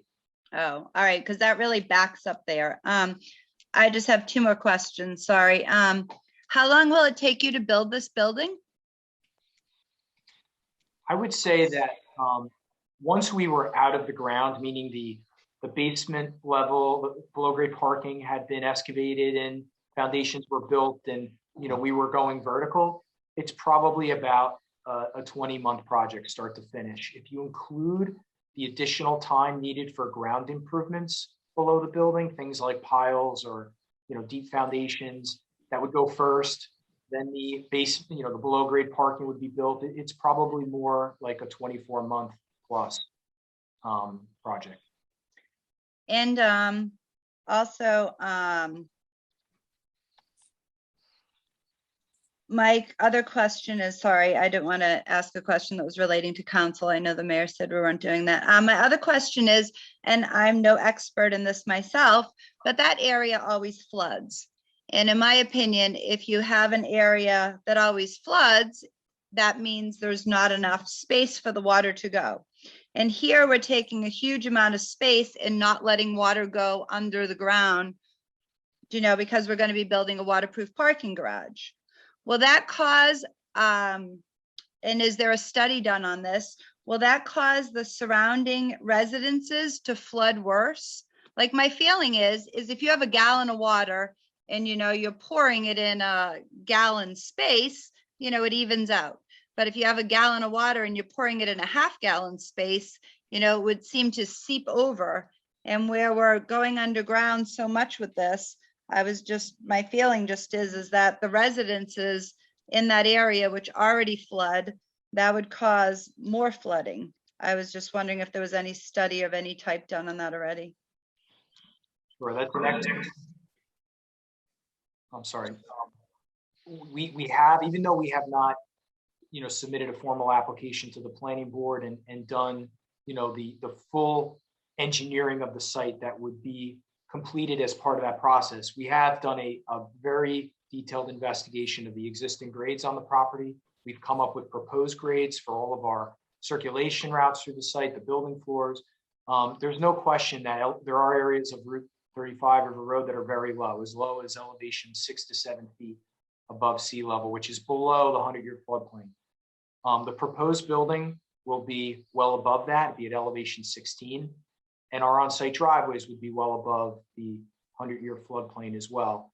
And the DEP requires for projects like this that we not only demonstrate that our building is safe from flooding, but that we're not creating off-site issues. And the way that they do that is they require the post-development rate of runoff from the site to be less than the pre-development rate of runoff. And to take it a step further, the DEP, which Jerry Frieda can speak more to this, just adopted new regulations, which are very restrictive. They just came into effect in early March, and this project would be designed in accordance with those new regulations. So I feel very confident saying to you and members of the public that, this project will be designed in a way that collects stormwater, drains it in a very measured way, and does not create more runoff from the property than exists today.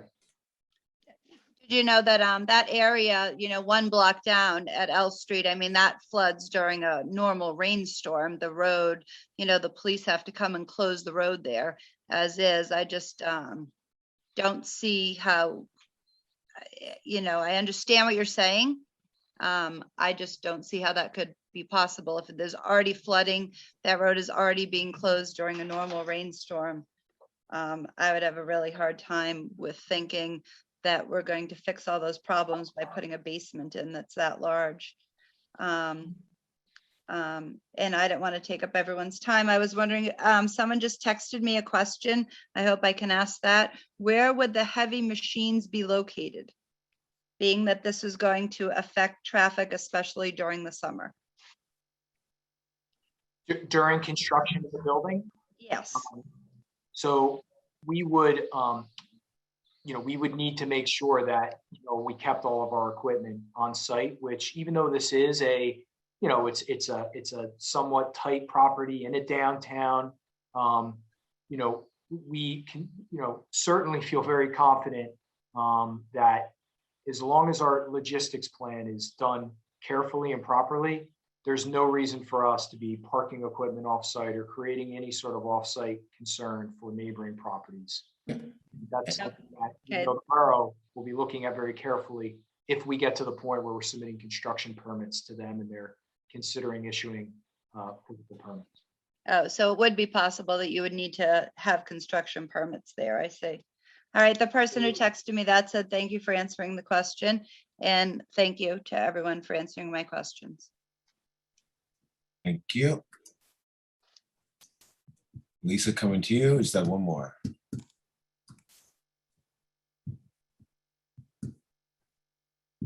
Hi, this is Lisa Miller, 314 Fifth Avenue. Thank you. I have a question, Ed. We already have constraints with our water.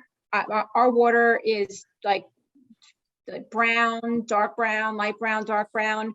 It's unresolved as it is now. I mean, I think earlier Jerry alluded to a little bit of that. We have some constraints with our water system. I mean, what kind of studies have you done? Are you, what's that going to look like to already challenged and compromised water system that we have? I'm on Fifth. We have estimated the flow of both sewer off of the site and water demand to the site that would be required for our project.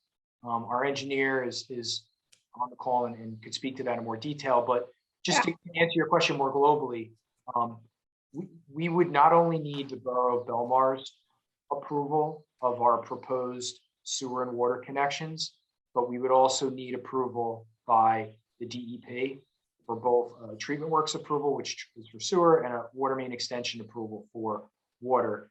And we are going to have to demonstrate that adequate capacity and conveyance exists to serve the project. And if it doesn't, we're going to be required to work with the the water supplier, the borough, to make sure that whatever improvements are necessary are addressed. So I can't say to you that beyond estimating what our flows would be, we've fully engineered the full utility design for the project. But I can say confidently that our project will not get built unless we've gotten all utility approvals necessary to demonstrate that it can be safely served. Yeah, I would like to hear, thank you, Ed. I'd like to hear a little more about the engineering part. I can't imagine creating a whole new, I think fixing it might be helpful. I don't know. I mean, could we talk a little about the engineering about that? Again, our water is brown, dark brown, light brown. Is there any, have we planned this a little bit in terms of what that's going to do to the current system? I can't speak to the existing quality of the. I understand that, but you're putting something new on, that's all. I'm just asking how that's going to affect it. It won't affect the quality of the water in any respect. Will it create additional demand for water beyond what exists today? Yes. And in order for us to use and draw that additional demand, our system will have to be fully designed and it'll have to be approved by both the borough and the state. We're certainly not looking to create a project that would create a utility capacity issue for the borough. And even if we were, we wouldn't be allowed to. We know that we have to go through a rigorous design and approval process. Okay. Thank you, Ed. That's my big concern. Thank you, Ed, for answering. Thank you. One moment, please. We have one more. Stand by.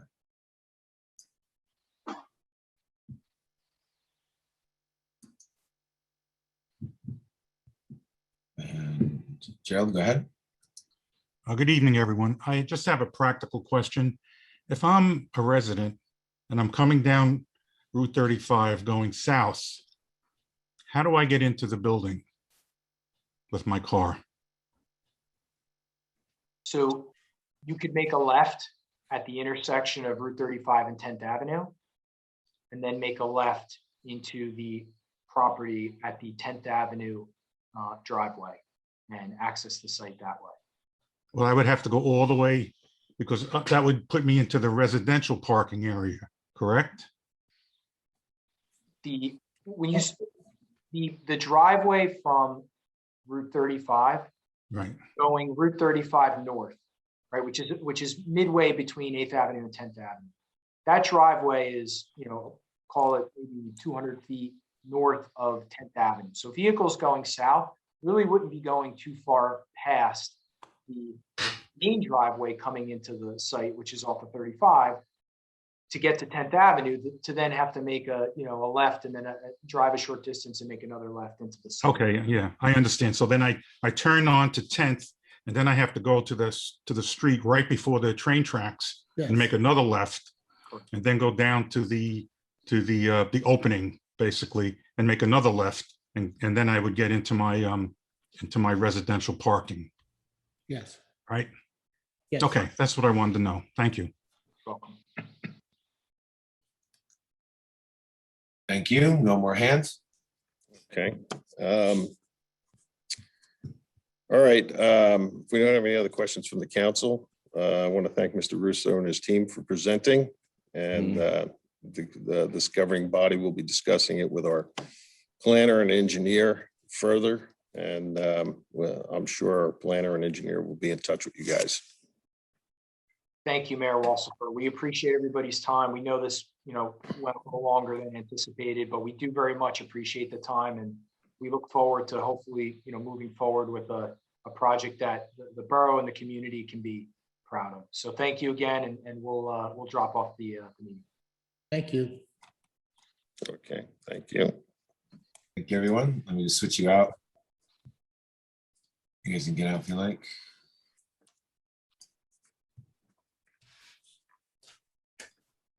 One moment.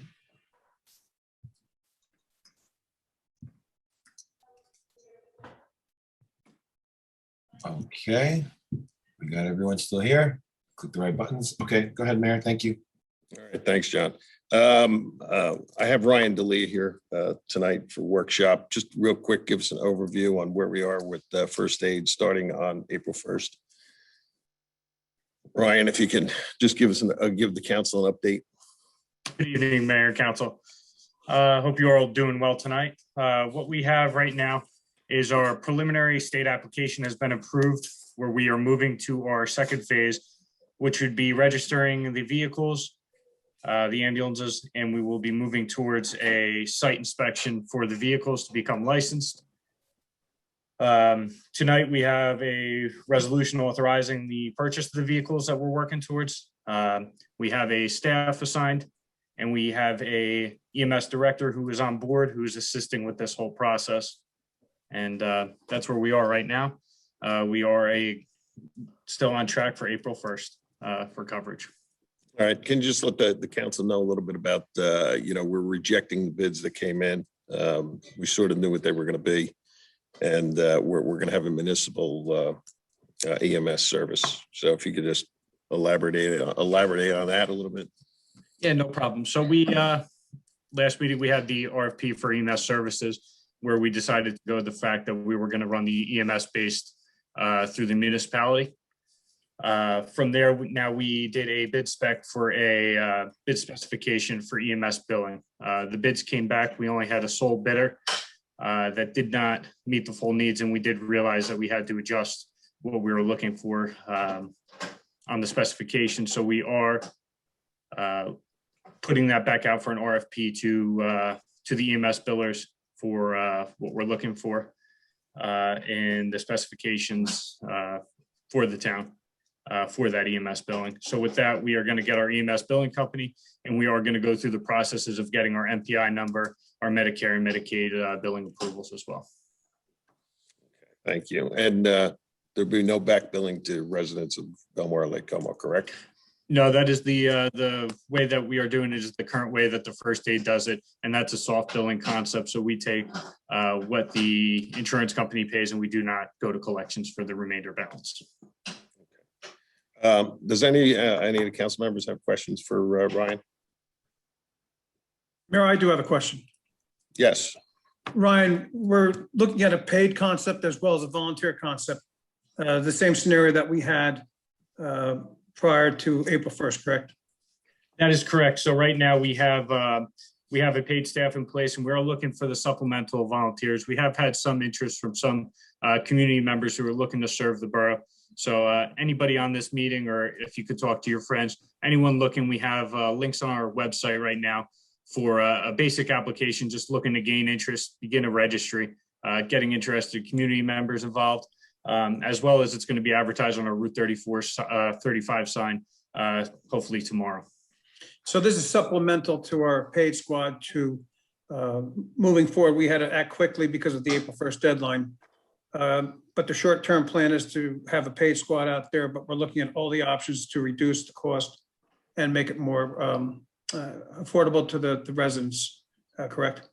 Yes, of course. And also for second calls and increased call volume, looking to have, the backing of the volunteer staffing to provide the service. Thank you.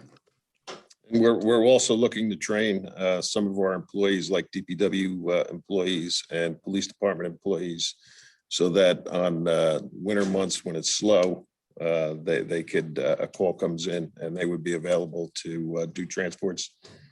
So we're also working on that, correct? Yes, that is correct. All right. Mayor, I have a question. I was going to save this comment for my report, but since we're talking about this, there's a lot of misinformation about what happened here out in the public, and I would just encourage everybody to read the documents that were shared with us by Mayor Pringle, who's speaking on behalf of the Belmar First Aid Squad as to the specific and exact and stated reasons why they are discontinuing service. And I think it's important to know that the past couple of years, we already have a paid squad in town.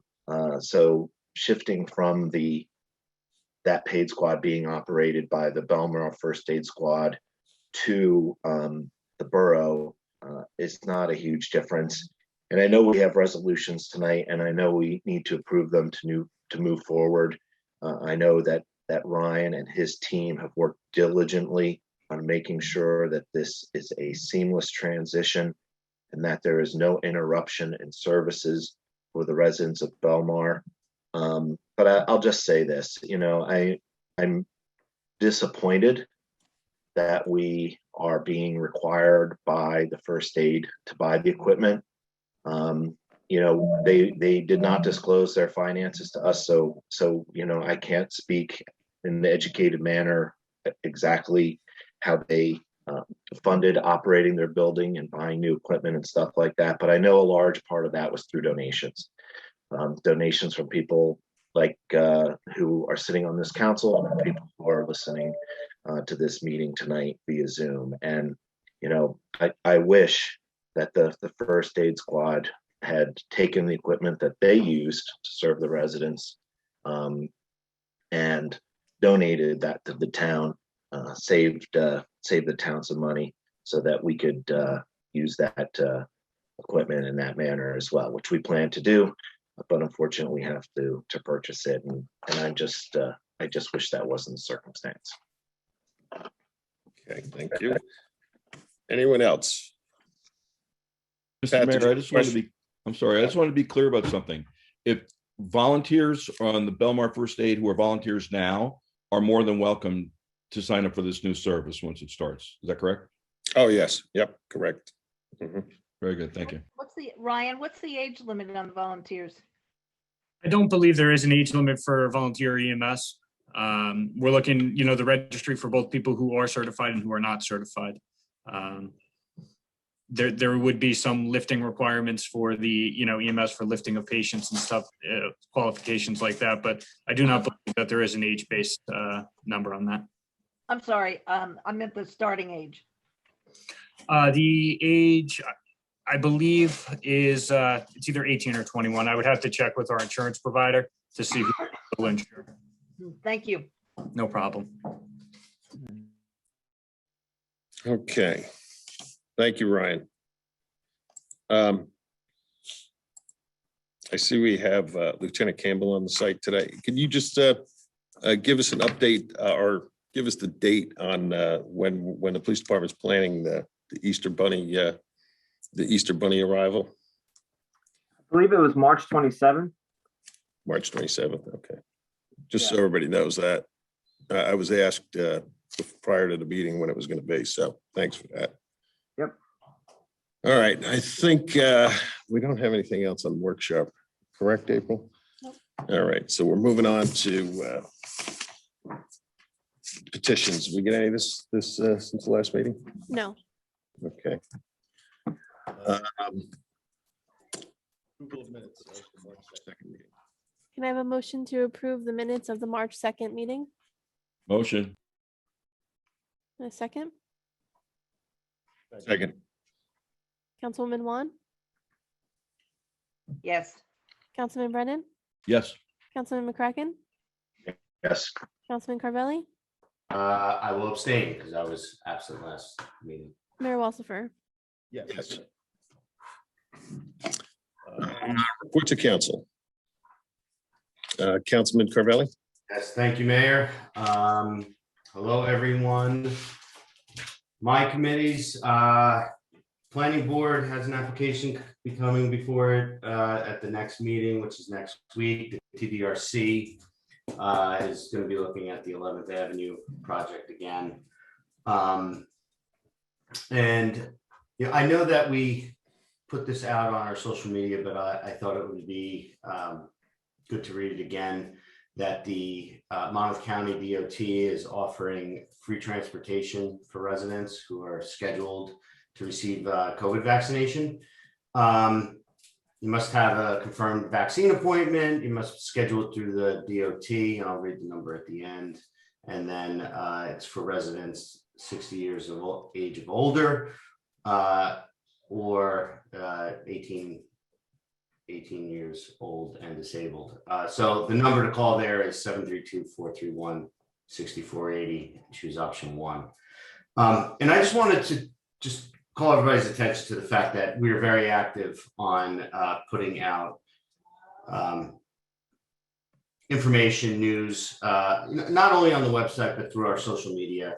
We have a very active Instagram account, Facebook, and Twitter. And I actually find the Twitter account to be most useful. And I actually just found that you don't need to have an account with Twitter to see the posts on Twitter. And so it's just a good resource. And I just wanted to remind everybody that those are there and are good for keeping up on what we're putting out there. So anyway, transportation for seniors and disabled for COVID shots through the county DOT. And that's my report. So thank you. Thank you. Councilman McCracken. Yes, thank you, Mayor. And just to piggyback on what Councilman Carvelli was saying about the social media, I mean, I also like to comment on the vast improvements that have been made to our website, particularly the mobile version. I was on there today and it always seems to be getting better. So I think the work that has been done on that to make documents easier for the residents of Belmar to find, and easier for developers and everybody to search for documents and stuff is really great. It's vastly improved. So I know John Sabier, our multimedia coordinator, and others have worked hard on that, and it seems to get better every time. The Belmar Housing Authority will meet the first Monday of April. And I reported at our last meeting about the March meeting. Shade Tree Commission meets this Wednesday at 6 o'clock. And they're in the process of still reviewing the tree inventory in town and planning a special Arbor Day event that we'll all look forward to. Last question I have, and I know our attorney Jerry Dasty is on this call, and maybe we're all set, but I'm just looking for some reassurances because we get a magazine that's distributed in our mailboxes in town hall called the New Jersey Town Planner, and we all know that cannabis, recreational cannabis use has become law in New Jersey, and there are steps that municipalities can take to allow retail establishments in town to distribute and sell cannabis, and there are ordinances that we can put in place to not allow that. And I just wanted to get an update as to where we are to make sure that we are in the position that we want to be here in town regarding sales of cannabis. Well, thank you, Council. Thank you, Councilman. I'm not sure what position you want to be in, but I did send to the council and to the administrator a detailed memorandum as to what the new law, which is about 250 pages, what the new law means in terms of what you can or can't do. You have the right to outlaw recreational sales in the borough, not medical sales. You have the right to zone in one particular area. But you should, if we're going to do something, and I think we should, one way or the other, you're required to do within 180 days of when the law was enacted, which is 2 or 3 weeks ago, or else you can't do anything for 5 years.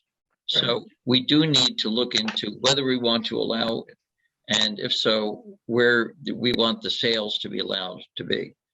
The law also have provisions which I think the legislature is going to amend and change, which in my opinion were just terrible for the police department in terms of when they discover a minor who was possessing either alcohol or marijuana. That doesn't necessarily apply to our zoning issues, but I think that's in the process of being amended.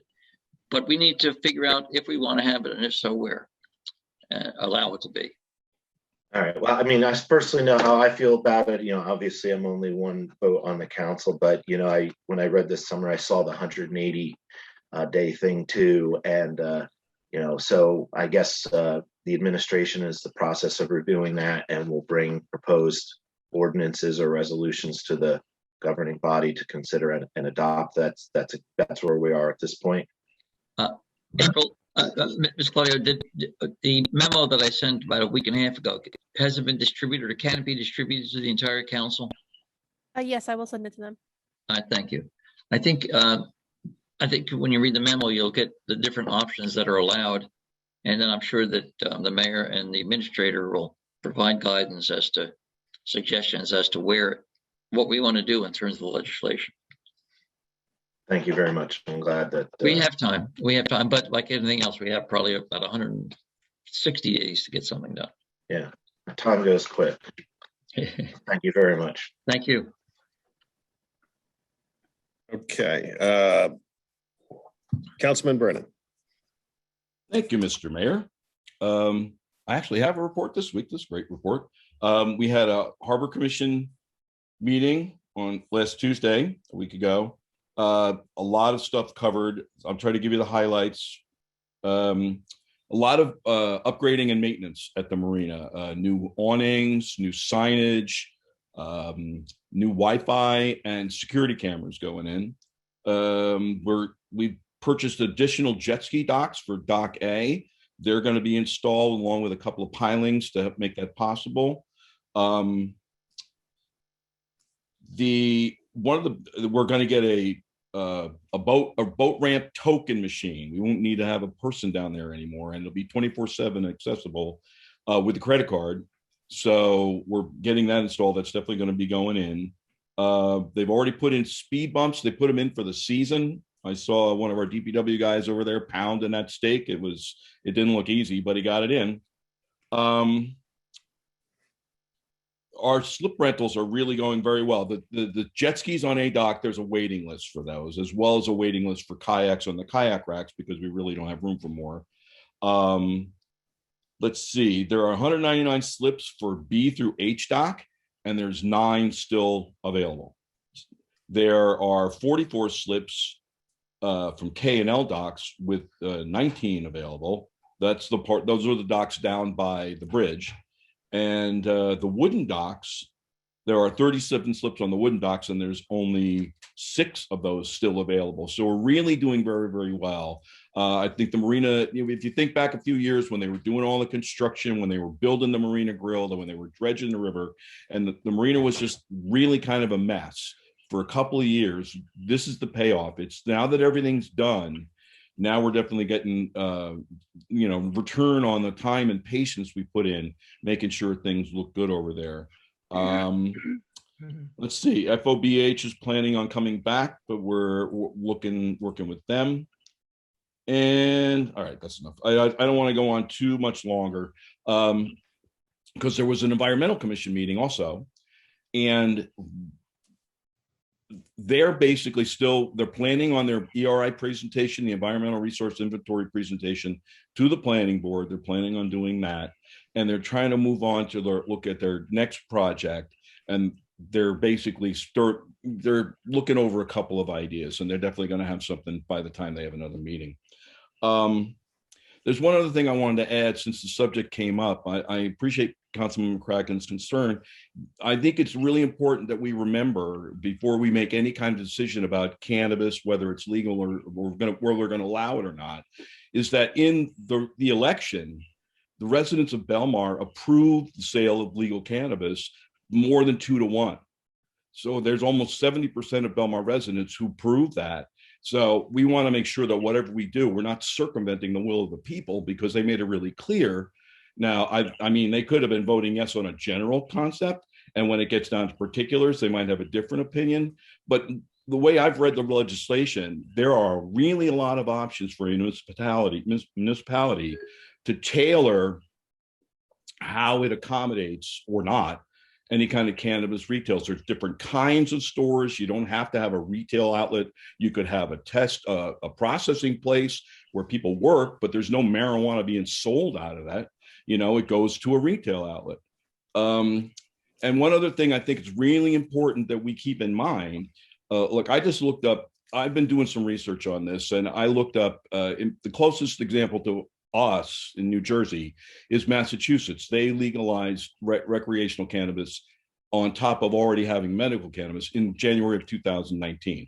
So they started selling it. There's a town in Western Massachusetts, which is far away from most of the dispensaries are out in the east, around Boston, around by the water.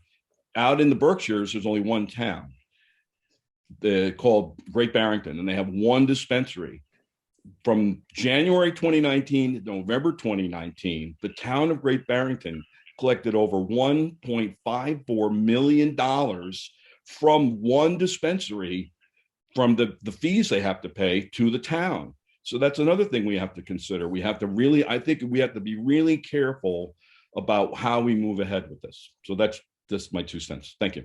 And that's my report. Thank you. If I could just add to that, excuse me, Mayor, the legislation allows for effectively a 2% sales tax addition that the town would keep. That might be the type of thing you were just talking about in Massachusetts. That's a lot of money. It's a lot of money. If we're going to make a decision, leave that on the table. We really need to we need to think about it carefully. Thank you. Okay, thank you.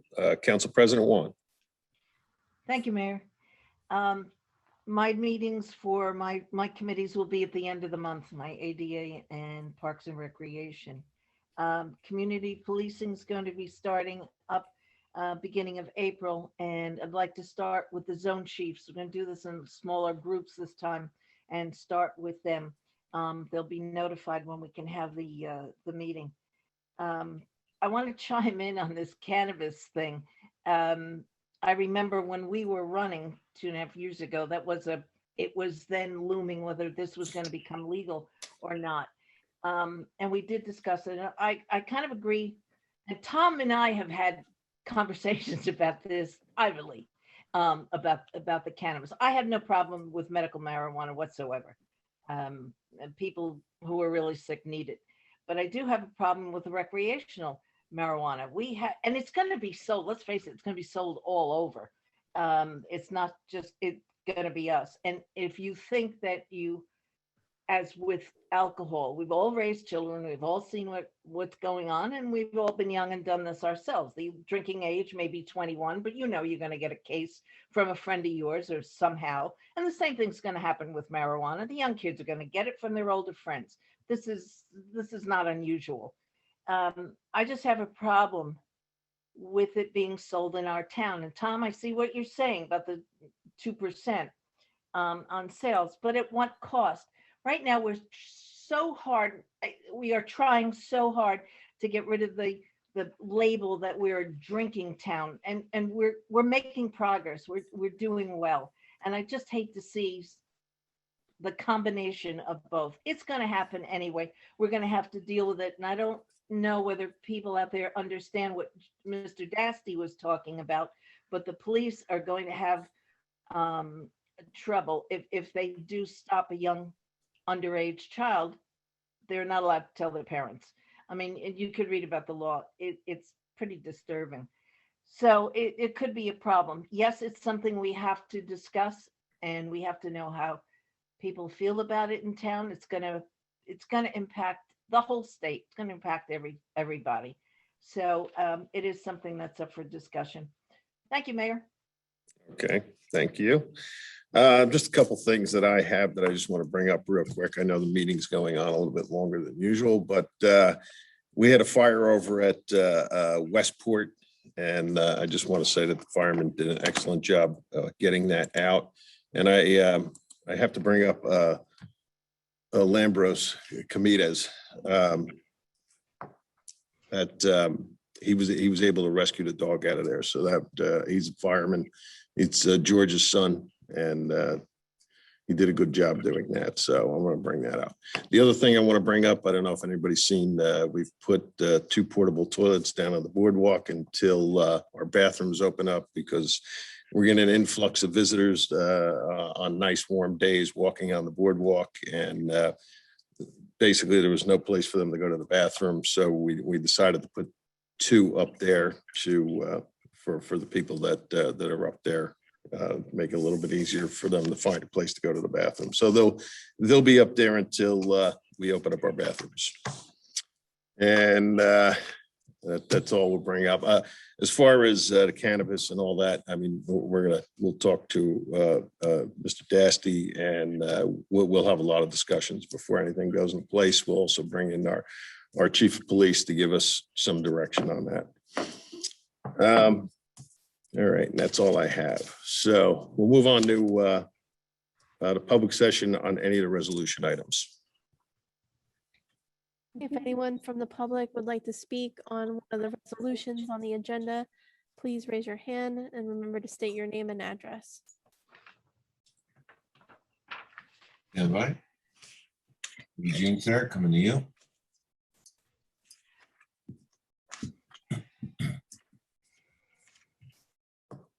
Yes, Mr. Kramer, go ahead. Eugene Creamer, 4th Avenue. Go ahead. Yeah, just a correction. Resolution 2021-80. NJDOT, the scope of the project, there has to be a change made. Actually, it's Belmar Boulevard and 16th Avenue, right in the subject. That's it. I'm not against, endorsing NJDOT to be working on Route 35, but they got the names of the roadways wrong. Okay, we'll straighten that out.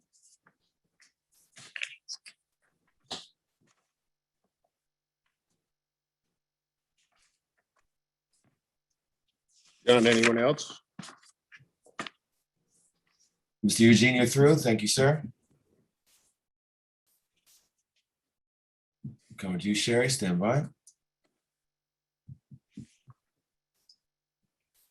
Go ahead. Hello. Yes, go ahead. Name and address again. Yep, Sherry Russo, 1218 Briarwood Road in Belmar. would I be speaking on EMS now? Is that correct or no? Yes, you can, because we have a resolution on there to buy the ambulances. All right. My question is, I may have missed this when you said it, is how much did it cost to buy the equipment? I'm not sure if you said it. I couldn't tell if I missed it or it wasn't said. It's in the resolution. I believe it's $185,000 for all of the equipment, all of which is detailed in the resolution. Oh, yes, I remember seeing that now. All right. And then also I just wanted to say a couple things. Oh, one other question. I know that we talked about offering people that are to volunteer. Are we sponsoring certification? As I know the state has grants to do that. Are we doing that same program that the former EMS did? Yes. All right. And two other points I just wanted to make. One is, once again, $185,000 is more than it would have been for us to, give the EMS what they were asking for and help them out. And my second comment is when McCracken talked about he never saw the finances posted, I know that he is part of the Facebook groups and it was shared on that. So, this is social media. We're in 2021 here. So stuff was actually posted. You could go back and read it if you didn't see it yourself. And I just find the whole situation very sad once again. And that's all. We could talk about that all night, but the fact of it is, the fact of it is the first aid is disbanding April 1st. Oh, absolutely. Yes. And we have to move forward. So we could debate that all night long, but yeah, no, it was only one sentence. I don't think I over talked about it. I actually said one sentence about it. Okay. Well, I'm sorry. No, it's fine. Okay. We'll leave It it was at just that. literally one sentence. Okay. So, all right. Thank you. Thank you. Coming to Chief Ed, sorry. A moment.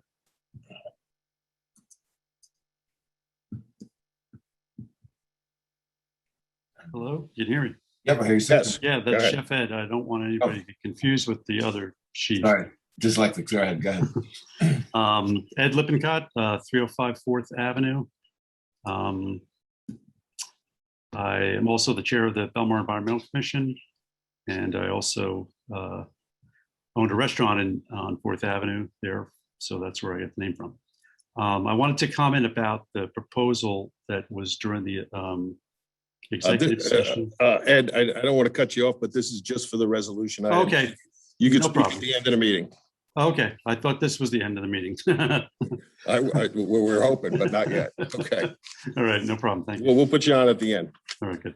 Thank you, sir. Just raise your hand again when it's time and I will call on you first thing. Will do. Okay, no more hands. Can I have a motion to close the public session? Motion. Second.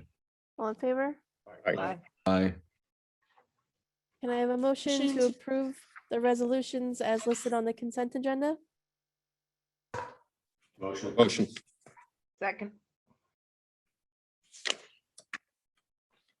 Councilman Juan? Yes. Councilman Brennan? Yes. Councilman McCracken? Yes. Councilman Carvelli? Yes. Mayor Walsifer? Yes. Okay, and then we have resolution 2021-83 that was not listed on the consent agenda. We were adding it tonight. This is a resolution to reject the one bid that we received today for EMS billing. So could I have a motion to approve that resolution as well? I'll make that motion. A second. Councilman Juan? Yes. Councilman Brennan? Yes. Councilman McCracken? Yes. Councilman Carvelli? Yes. Mayor Walsifer? Yes.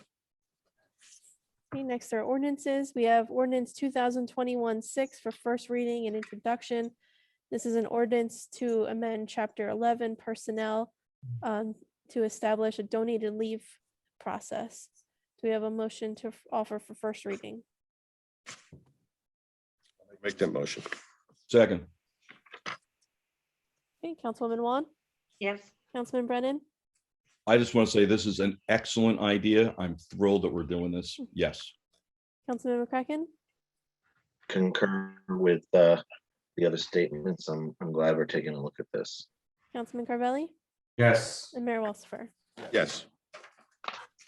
Next, we have second reading and public hearing on ordinance 2021-3. This is an ordinance amending Chapter 5, Public Safety. It's open for public comment. If you'd like to comment on this ordinance, please raise your hand and remember to state your name and address. Hey, I see Gerald coming to you. Hello again. Yes. I have just a few questions, specifically on sections 1 and 2. As I read this, the council in section 3 will decide what positions can be established for the Division of Emergency Medical Services, which they do by ordinance, which I assume is what's being done tonight, because in section B, it says that the following positions are hereby established: the Emergency Medical Services Supervisor and the Emergency Medical Technician. So am I reading that correct? That those will be the two titles that will be used in the EMS division? This ordinance, sir, will establish those two positions. Okay. And at some point, well, I don't know when, but the part C says that the maximum number of each position shall be as authorized by resolution of council. That hasn't been done, correct? I'm not aware of any resolution that's done that yet. No. Okay, so are people being hired in the Division of Emergency Medical Services at this point? And if so, what titles are they being given, and how many of each? Well, I know one, the only one that we have hired, and I believe that's one of the positions, is a part-time person that the first aid had employed to do. I'm not exactly sure of all the duties, but Ryan, maybe you could elaborate on that. Yeah, no problem. At this time, for the transition process, we've brought on board the operations manager currently assigned to the first aid, who was a previous borough employee during the summer. But at this time, we have a commitment of a staff. We have not officially hired anybody. We have a commitment of about 19 individuals who will be used to supplement our staffing starting April 1st from that time period. And are those going to be paid positions? Yes, sir. At this time, I have an established volunteer staff. So at this time, our short-term plan includes a paid staffing 24/7. Okay, and I believe it's everybody that was employed by the first aid, correct, Ryan? Yes, that is correct. One or two more, but yes, everybody who was employed by the first aid, as per the discretion of the current operations manager, will be transferred to borough employees, part-time employees. Okay, and I assume they're going to be called emergency medical technicians? That's correct. At the time of employment, they will be EMTs. Okay. The next question I have is, let's see.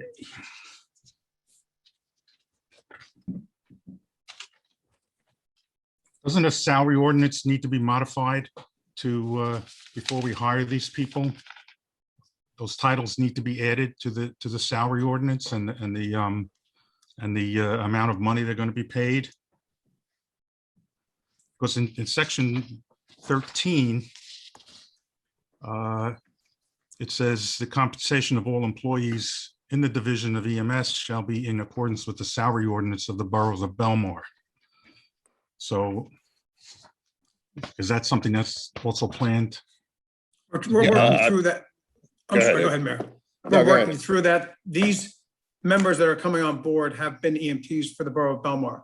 They were paid by the borough of Belmar. So we're moving forward with that. We had a bunch of contingencies that we had to move through and move forward with based on the bids that we got. So we're moving forward to make sure that we have coverage on April 1st. But these are EMTs that were already employed by the borough. We've paid them before, and we're going through that process to look at the salary guides. Oh, I'm not aware of us having hired EMTs. What was the situation? Of course you're not, because you weren't here last summer. We paid the EMTs in 19 and 20 to man the Ocean Avenue first aid station.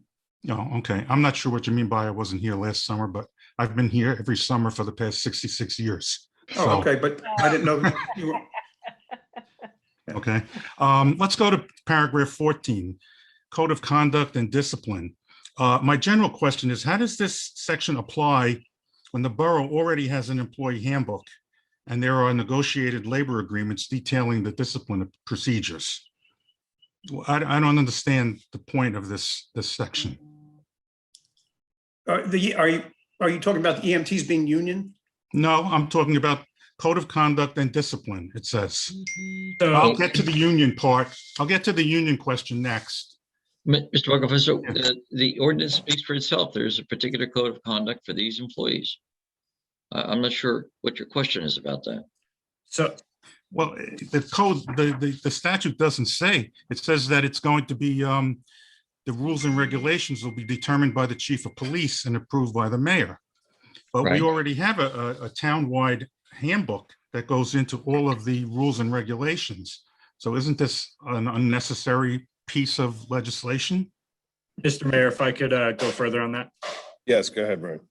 So in addition to our employee handbook, we are also having a code of conduct, a standard operating policy procedure handbook that will need to be followed as required by the state of New Jersey for the Department of Health for the operations of the EMS employees. You know what it sounds like, and I agree with you. I think the title of the section is misleading because it's not really the Code of Conduct and Discipline. It's really more of a code of operations. Probably could have been done a little better on that. That was mandated by the state, correct, Ryan? The title was mandated by the state. I'm sorry. Let me just confer with Ryan. All this is procedural based on us getting our license, correct? We need to have standard operating procedures, which include a code of conduct for employees to be held to a higher standard, obviously, serving the public in this title. So this is a requirement under our, it's actually. Was this document prepared by someone from the state? Is this like from a code or something? No, the ordinance was prepared by my officer. Okay. My office, sir. The final thing. I take your editorial comment about a different heading under advisement. Thank you. The last thing I have is the fees for emergency medical services shall be established by resolution of the borough. So as far as I know, that hasn't been done yet. What are you going to do on April 1st when you start, picking up passengers? Are they going to know what the fee is? Or is there going to be a resolution passed before then? Mayor, there won't be any, I'm sorry, Mayor, do you want to take that or Mr.? No, go ahead, Joe. There won't be any fee to the person being picked up. It'll be either through his insurance company, Medicare or Medicaid. I know, but that's not what it says. It says you still have to have a fee so that you can tell what the insurance company is going to be billed for. I mean, that's what the paragraph says. I could take that too. Go ahead, Ryan. We're in the process right now. We have drafted up fees and different miscellaneous charges that are allowable by insurance. We're finalizing our list in comparison with Wall Township, Neptune, any other paid service in the area, just to make sure we're on the same page with our billing as they are with theirs. So that is still being prepared, and that will be brought to council by resolution for approval. That'll probably be at the next meeting, I would assume. Yes, we will. Our timeline right now has that at that point. I have one last question, and this is going back to paragraph 1, composition of the Division of Emergency Medical Services. It says, shall consist of such officers, rank members. What is that? What is officers, rank, and members and civilian employees?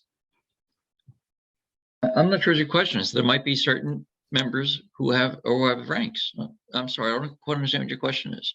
Well, I'm reading the first sentence of paragraph A. It says Okay. the Division of Emergency Medical Services shall consist, the word "of" is missing, of such officers, rank just said- members, and civilian employees as deemed necessary and appropriate by the chief of police in the chief's discretion with the approval of the mayor. Now, I'm confused because then down further, it says that the division will only consist of those positions established by ordinance, which is by the council. So I'm not sure what the references to officers, rank, and members. So for us with that, with membership, there's different classifications. So our future vision would be to have both the paid staff, which we talked about, the EMT title. We have the director title. The other part would be on the volunteer side to have some rank and structure and organization. So I believe that's allowing for those positions to be created in the future when the need arises. Okay, I mean, I'm not aware of, haven't been part of a volunteer service, so those terms were not, known to me. It seemed very military-like, but. Well, they always had a captain of the first aid squad. So Yes, those are the titles. Captains, lieutenants, titles like that. Those are more like functional titles as opposed to irregular, legal titles. Correct. That would be your administrative title, your operational title. And one question, I heard that somebody said there was a I think you said there was a director already hired for the EMS? Right now, we are working with the current operations manager who eventually will look to make that director of EMS. Okay. He's their current operations manager right now who handles the scheduling, the ordering of supplies, just their supervisor under their current director. And lastly, so what union will these EMS technicians belong to? They won't be. They're part-time employees right now. Okay, so is there any plan to have full-time employees? We're still trying to get it operational by April 1st because the first aid has pulled out. We're trying to get it operational by April 1st. So it's a very fluid situation where we're working with what we have to make sure that the town is properly covered and secured with the first aid. So that's what we're doing. Thanks a lot. Bye-bye. Thank you. Okay, See no hands. Can I have a motion to close the public hearing? Motion. Second. All in favor? Aye. And a motion to adopt ordinance 2021-3. Motion. Second. Councilman Juan? Yes. Councilman Brennan? Yes. Councilman McCracken? Yes. Councilman Carvelli? Yes. Mayor Walsifer? Yes. Next is second reading and public hearing on ordinance 2021-4. This is an ordinance amending Chapter 19 traffic for snow removal. If anyone would like to comment on this ordinance, please raise your hand and remember to state your name and address. Okay, stand by.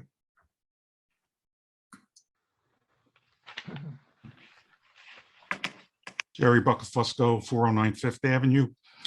Just for the record, Mr. Dasty, I just have to say, as I mentioned in the last meeting, this ordinance doesn't make sense to me. Paragraphs 1 and 2, I don't know if I should park on the left side of the street, on the even side, on the odd side, if I have a driveway, if I don't have a driveway. I think it's confusing, it's ambiguous, and I think it's going to lead to problems for DPW and for the police department in trying to get the streets plowed and violators, ticketed. That's all I have to say. I wish you guys would take a look at it again and see if you could straighten it out. Thank you. Mr. Buttafuoco? Yes. Did you offer some draft language to the borough attorney and the town to clarify any misunderstandings that you have on this? At the last meeting, you may recall, I suggested that the paragraph 2 should designate the streets that have insufficient driveway space or insufficient space, because I don't know who would be making that decision. Is it the DPW driver? Is it a police officer? That was my comment. If you'd like me to make some suggestions, I certainly could do that. I mean, I read this, it made sense to me, and I didn't understand what you fully were saying at the last meeting. And I just wondered if, you were proactive and offered any written suggestions before tonight's meeting. So, thanks for clarifying that. Okay, But thank you. Mr. Buckham, two things. I did not prepare the ordinance, but I appreciate your left-handed comment on that one. But secondly, obviously, you and I have talked offline at times, and I think I've been responsive to you. And as the councilman just said, if you had suggested suggestions between the first or after the first reading, feel free to email me or Mr. Kirschenbaum with suggestions. We'll be glad to do it. And that way we don't have to worry about editorial comments on ordinance at the time of second reading. Normally I would do that, but again, I can turn that around and say, I would have thought, since I made a comment, that maybe you would have had somebody in your office take a look at it. And then they might have saw what I saw. But, no, sir. I work for the mayor and council and the administrator, and I do what they tell me to do, because then they authorize me to be paid. But if you have any comments, you know that you and I have communicated, and I'll be glad to do it, as I'm sure Mr. Kirschbaum would be willing to. And some of your comments, sir, if I could just finish. And common sense has to dictate here. If there's snow, people that do have driveways park in their driveways. If you have to park on the odd side of the street, you park on the odd side of the street. You can't go street by street. It works in several other jurisdictions. Odd and even should be self-explanatory. Once the snow is removed from the other side of the street, you would then go out and move your car. Okay, so there's no exact science. Everybody has to agree to disagree that there's no exact science to this, but it's common sense has got to dictate. If you have a driveway, please use your driveway. If you're on the street and it's supposed to be odd or even, that's self-explanatory. I don't know what the problem is, but I will take a look at it again. Thank you. This ordinance is exactly the one that was in place before they put the new one in place that you couldn't park on the street. The chief had come to us and said, can we put that ordinance back? It's the exact same language that was on there when we had it years ago. And because she said trying to get all the cars off the street just wasn't working. And so our chief made the suggestion that we go back to that ordinance. So that's where the ordinance came from. It was the exact language that we always had before we went to the new ordinance where no cars were going to be on the street. And Mayor, a lot of calls were received. A lot of calls were received by residents after the snow that we had, because last 2 years we haven't had snow. So that a lot of the residents expressed concern. We listened to our residents. The chief sat down with the mayor and myself, and we brought back the ordinance that was effective in 2015 at the request of the chief and residents that said the other ordinance was too ambiguous, that there's not enough off-street parking to remove all the cars. It didn't make any sense. So we listened to our residents, and that's what we did. We try to make it with the same type of language as 2015 was. Yeah, that's what I was just going to add too. This was brought to us, not only by the Division of Public Safety, but also by many of our residents. And, we're listening to people in town who are giving us great suggestions and adopting them. So I don't know. I think it's a fantastic thing that you're listening to the residents and trying to help them. I just think that this ordinance isn't clear enough to actually do what you want it to do. And that's all I'll say. Thank you. If there's any sort of issue with it, we can fix it next year, right? If it doesn't work. Stand by. Thank you. And going through my list.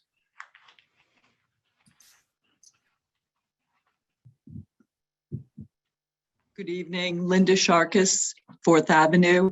I just want to bring up the snow situation because at the last meeting I commented that there was no clarity about if you have a driveway and it's snowing, you need to park in your driveway. Prior to this no parking on the street, people wouldn't pull into the driveway. And I think that's one of the clarifications that needs to be made before we sign off on this. I did comment, Jerry did comment. Please listen to the people and let's not vote on this tonight.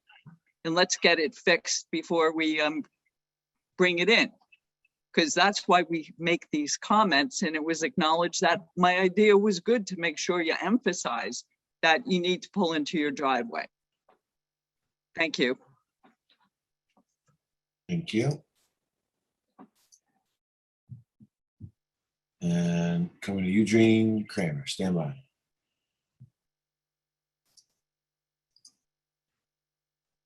Eugene Creamer, 4,000. Yes, Mr. Kramer, go ahead.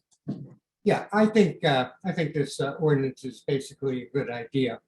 One thing that may make things easier for everybody in Belmar is to tie it to the calendar. In other words, if it starts snowing outside and it's March 1st, you know that's an odd day. So you park on the odd side of the street. Likewise, if it's an even day, you park on the even side of the street. That might be easier. If I understand that, with the code red message, that could be explained. But if everybody knows a convention, odd, even days, then it would almost, you wouldn't have to even get the code red message. Otherwise, I think this is a great idea. Okay, thank you. Okay, thank you. See no more hands. Can I have a motion to close the public hearing? Motion. Second? All in favor? Aye. And can I have a motion to adopt ordinance 2021-4? Motion. Second. Okay, Councilman Juan, Yes. Councilman Brennan, Yes.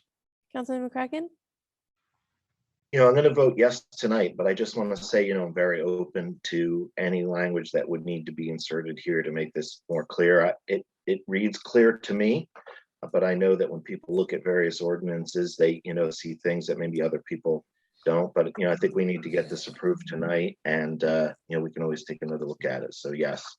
Councilman Carvelli, I'm going to vote yes too, and I agree with Councilman McCracken that this does look clear, but if there are tweaks that can be made, it can always be improved. And I also just wanted to, Mr. Creamer had mentioned about, if it starts snowing on a certain day and it's odd or something like that. Well, somebody can go to bed at 10 o'clock and it starts snowing at 11 and they don't wake up until, the next day. And now which day did it start snowing? So this odd even thing, I think, works just fine. So thank you. And yes is my vote here. and Mayor Walsifer. Yeah, I'll take Ms. Sharkus's comment into consideration. It might have to be updated for parking in the driveway, but I think we'll put it through. I'm going to vote yes, but I'm going to have the chief and DPW take a look at it if there needs to be language changes. And the only reason why we're putting it in place, just in case we get snow later part of March or in April, we have the chief has something. The chief and DPW have something to go on, and we'll when we put out the code red message, we'll put out that if they have a driveway to park in there, and in the next couple of weeks, we'll make some changes to the ordinance and bring it back out. So yes. Okay, next we have ordinance 2021-5, second reading and public hearing. This is an ordinance amending chapter 19 traffic, creating some time parking areas. If anyone would like to comment on this ordinance, please raise your hand. Seeing no hands. Can I have a motion to close the public hearing?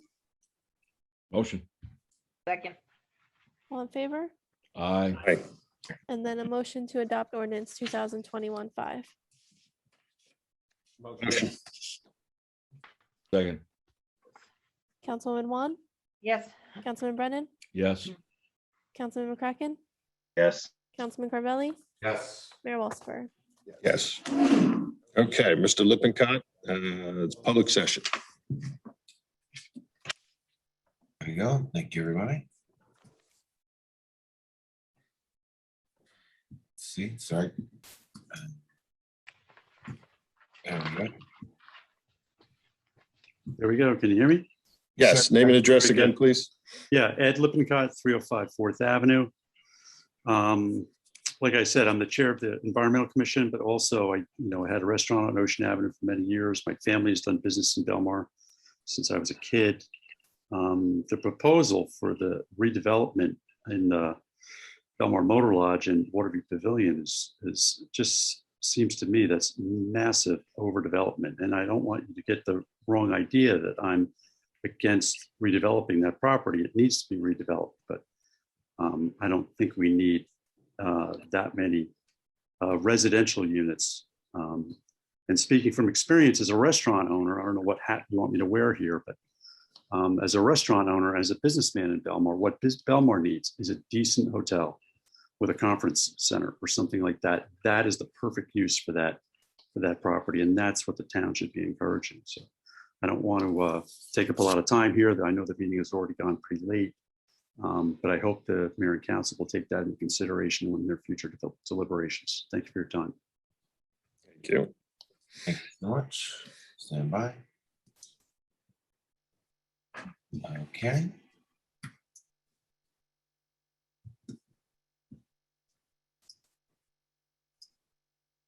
Go ahead.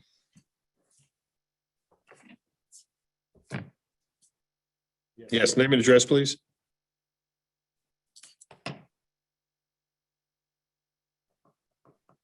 I'm a Turk one. Hello. Okay, we can try again later. Maybe have some technical difficulties. Stand by. Raise your hand again if you need to. Thank you.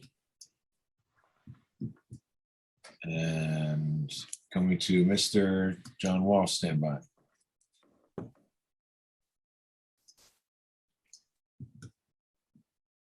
Hi, can you hear me? Yes, go ahead, John. John Walsh, 11th and B Street. Councilman McCracken mentioned one of my, I guess, least favorite words, false information about the Belmar first aid, and I wonder if you could clarify what price were they asking to pay? Just because you had said that there was some misinformation out there about the actual price that they were requesting. And I guess I'd rather come to the source than just hear gossip around town. So do you know what price they were asking for that the town wasn't willing to pay? It had nothing to do with willing to pay. We were trying to straighten it out once and for all, but we're beyond that, John. The first aid is closing down April 1st. We could go back and forth about but it's, I'm really just interested in a price. I just really kind of want to know, because I mean, again, I've heard numbers myself, and is there any way I can look that up or find that out somewhere on my I was own? in the meeting and they said they needed $70,000 more to finish out the year. Okay. That was really it. I'm not here to debate. I heard 70, I heard 40, but I guess we'll go with that. Thank you. Okay. Thank you. I'll look through my list. Stand by. Coming to Brian. Hello, Brian Rashowski, 4th Ave. Yes, go ahead. I run the Beach Volleyball League and was just inquiring if there's going to be oceanfront programs allowed this year or not. Reach out to our business administrator. We've been talking about it. We're probably going to allow it. But there might be some times that it's going to be allowed. But reach out to our business administrator because he has been in discussion about letting some of the volleyball come back. Perfect. Thank you. Thank you so much. And coming to you.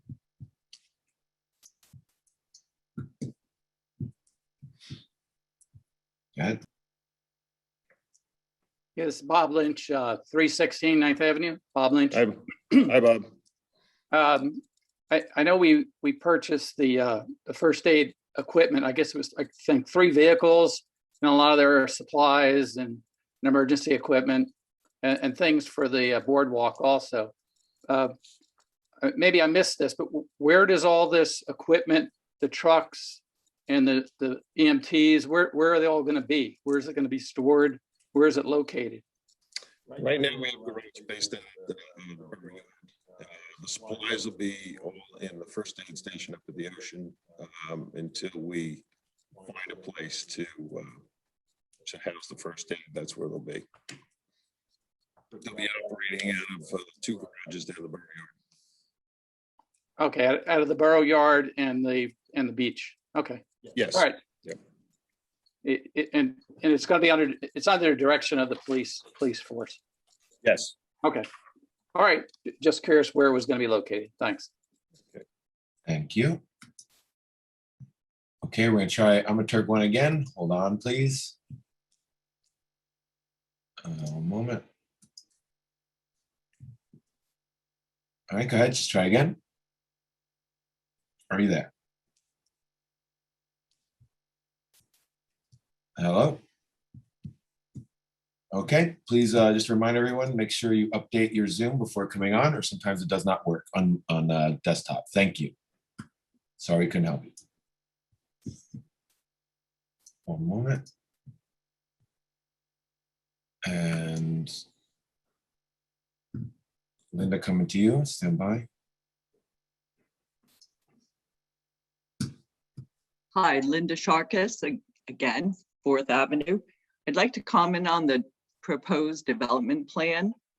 I agree with Mr. Lippincott. We need something new there, but 1, I think it's too many units.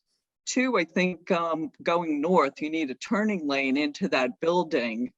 And I don't think you should be able to turn left into that parking lot that has that entrance, which has been one way for years. It seems like a traffic nightmare. And we have traffic jams without having a building waiting in line with, if you look at the entrance, it's very limited. So instead of, I think they need to reduce the size to allow a turning lane into their parking lot off of 35. And I also, this is our opportunity to improve the safety of pedestrians and put a crossover, ask whoever does development to do a crossover, a walking bridge across Route 35, so we don't have any accidents. There's just will be far too many residents going into this building. So during the presentation, Ed Russo suggested 240 to 250 being the ideal number, but he's at 306. So if we could reduce the number by 65 units, that would be a major improvement to the density of the building. And I actually like Mr. Lippincott's ideas. Maybe one wing should be a small boutique hotel. So big probably wouldn't work, but small, that would be pretty nice for the residents who are having visitors. Thank you. Okay. Thank you. And Sharon, stand by.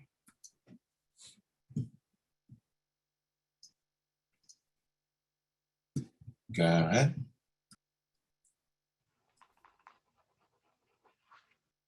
One more, just unmute.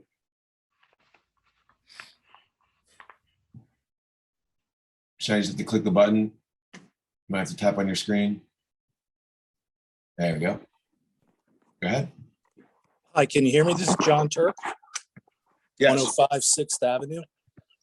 One thing that I'd like to comment on, and I don't know if it was part of the ordinances, but there's been a rumor going around that there would be proposed paid parking around Silver Lake. And I would just like to express that as a resident of Belmar and right on the lake, I'd be vehemently opposed to that. I know there's a number of folks that utilize the lake, not just for the beach aspect, but for fishing. There's obviously young families that utilize McGovern Park. They would be impacted. You've got a number of events at the gazebo, weddings, graduations. There was recently an engagement. And then certainly those folks and families that would utilize Taylor Pavilion, they would be negatively impacted by this proposal. So I just want to go on the record as saying, I'd be strongly opposed to it. Thank you. Okay. Thank you. Sherry, coming to you.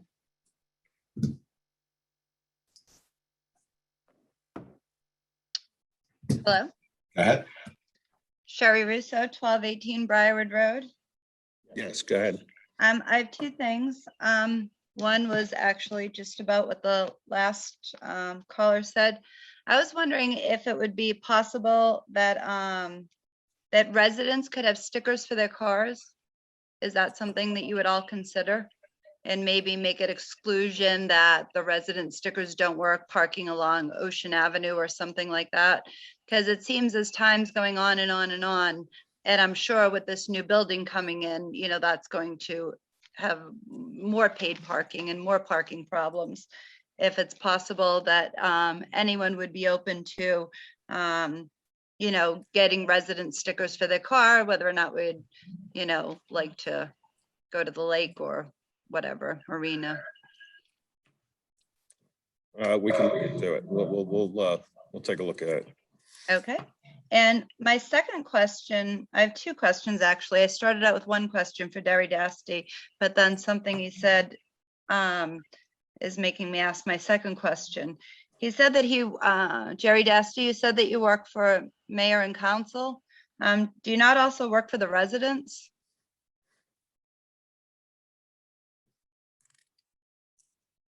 I can't hear you. I'm sorry. You're muted. Yeah, you got on mute again. On Jerry, hit the same, we double tap. Do it again, sir. I don't want, I don't think we need to get into a philosophical argument. I do what I'm instructed to do by the mayor, council, administrator. So that's what I think about working for them. I have an ethical responsibility to every citizen in Belmar, as well as certainly the administrative staff. So let's leave it at that. Oh, I didn't know about the leave it at that. That just pertains to my second question, because I had a question on an ordinance. For instance, I'm sorry, I was. Well, let me just finish. But maybe if you heard my question, you'd understand what I meant. No, just let me finish, Ms. Russo. Sometimes we're required to sue people in town, so I couldn't sue my own client. So for that reason, I don't represent every citizen in Belmar. Oh, but if I had like a question on an ordinance, you would be able to answer that for me. You mean like I would think so, sure. Oh, okay. Because my question was, that was my original, I had a question for you, but then you said, oh, I work for mayor and council, and then I was confused. So I was clarifying that up. My question. I don't know why you'd be confused. I answer questions when they're asked about. Yeah, I thought so up until today. Yep, absolutely. That's why I had this question for you. Well, I've done it today, Ms. Russo. I've answered questions today about the ordinances.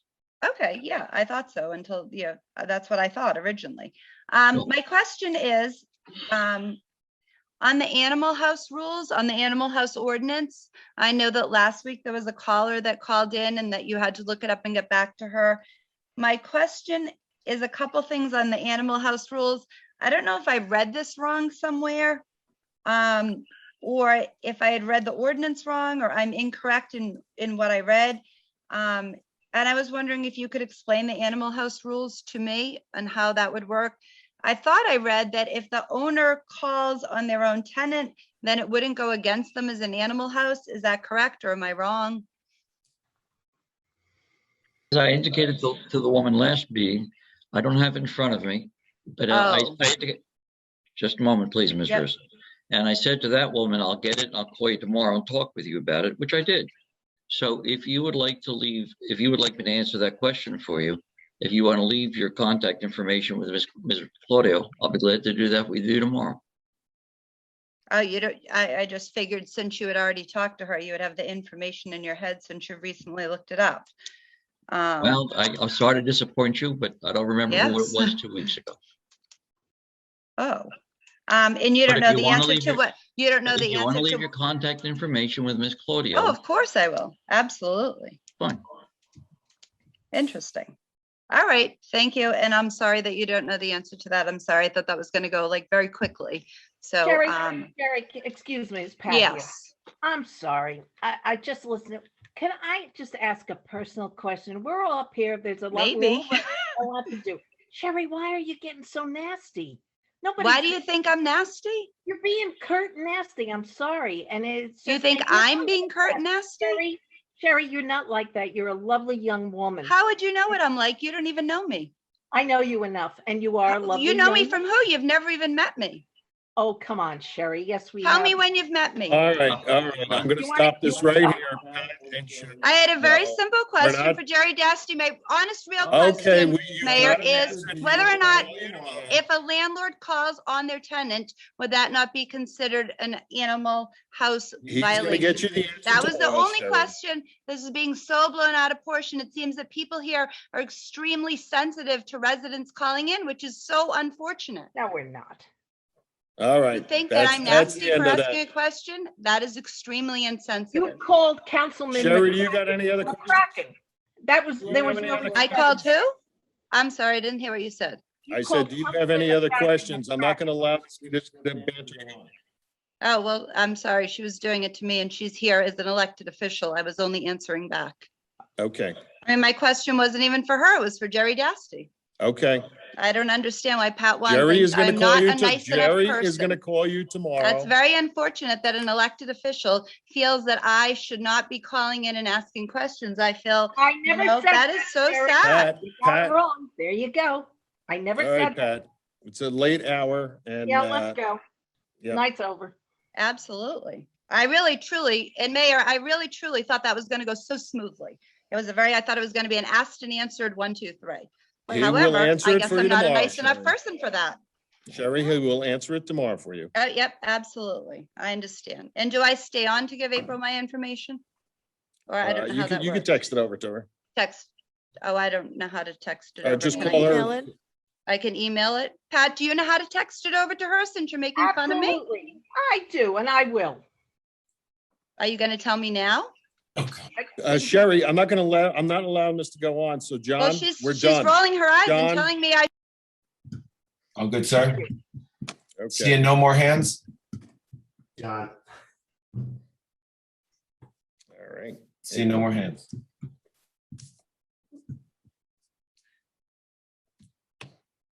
I have a motion to close the public session and adjourn the meeting. Motion. Second. Good night. All in favor? Aye. On for aye. Good night, everyone. Everybody have a nice St. Patty's Day. Have a nice Yep. Thanksgiving. Happy St. Patrick's Day.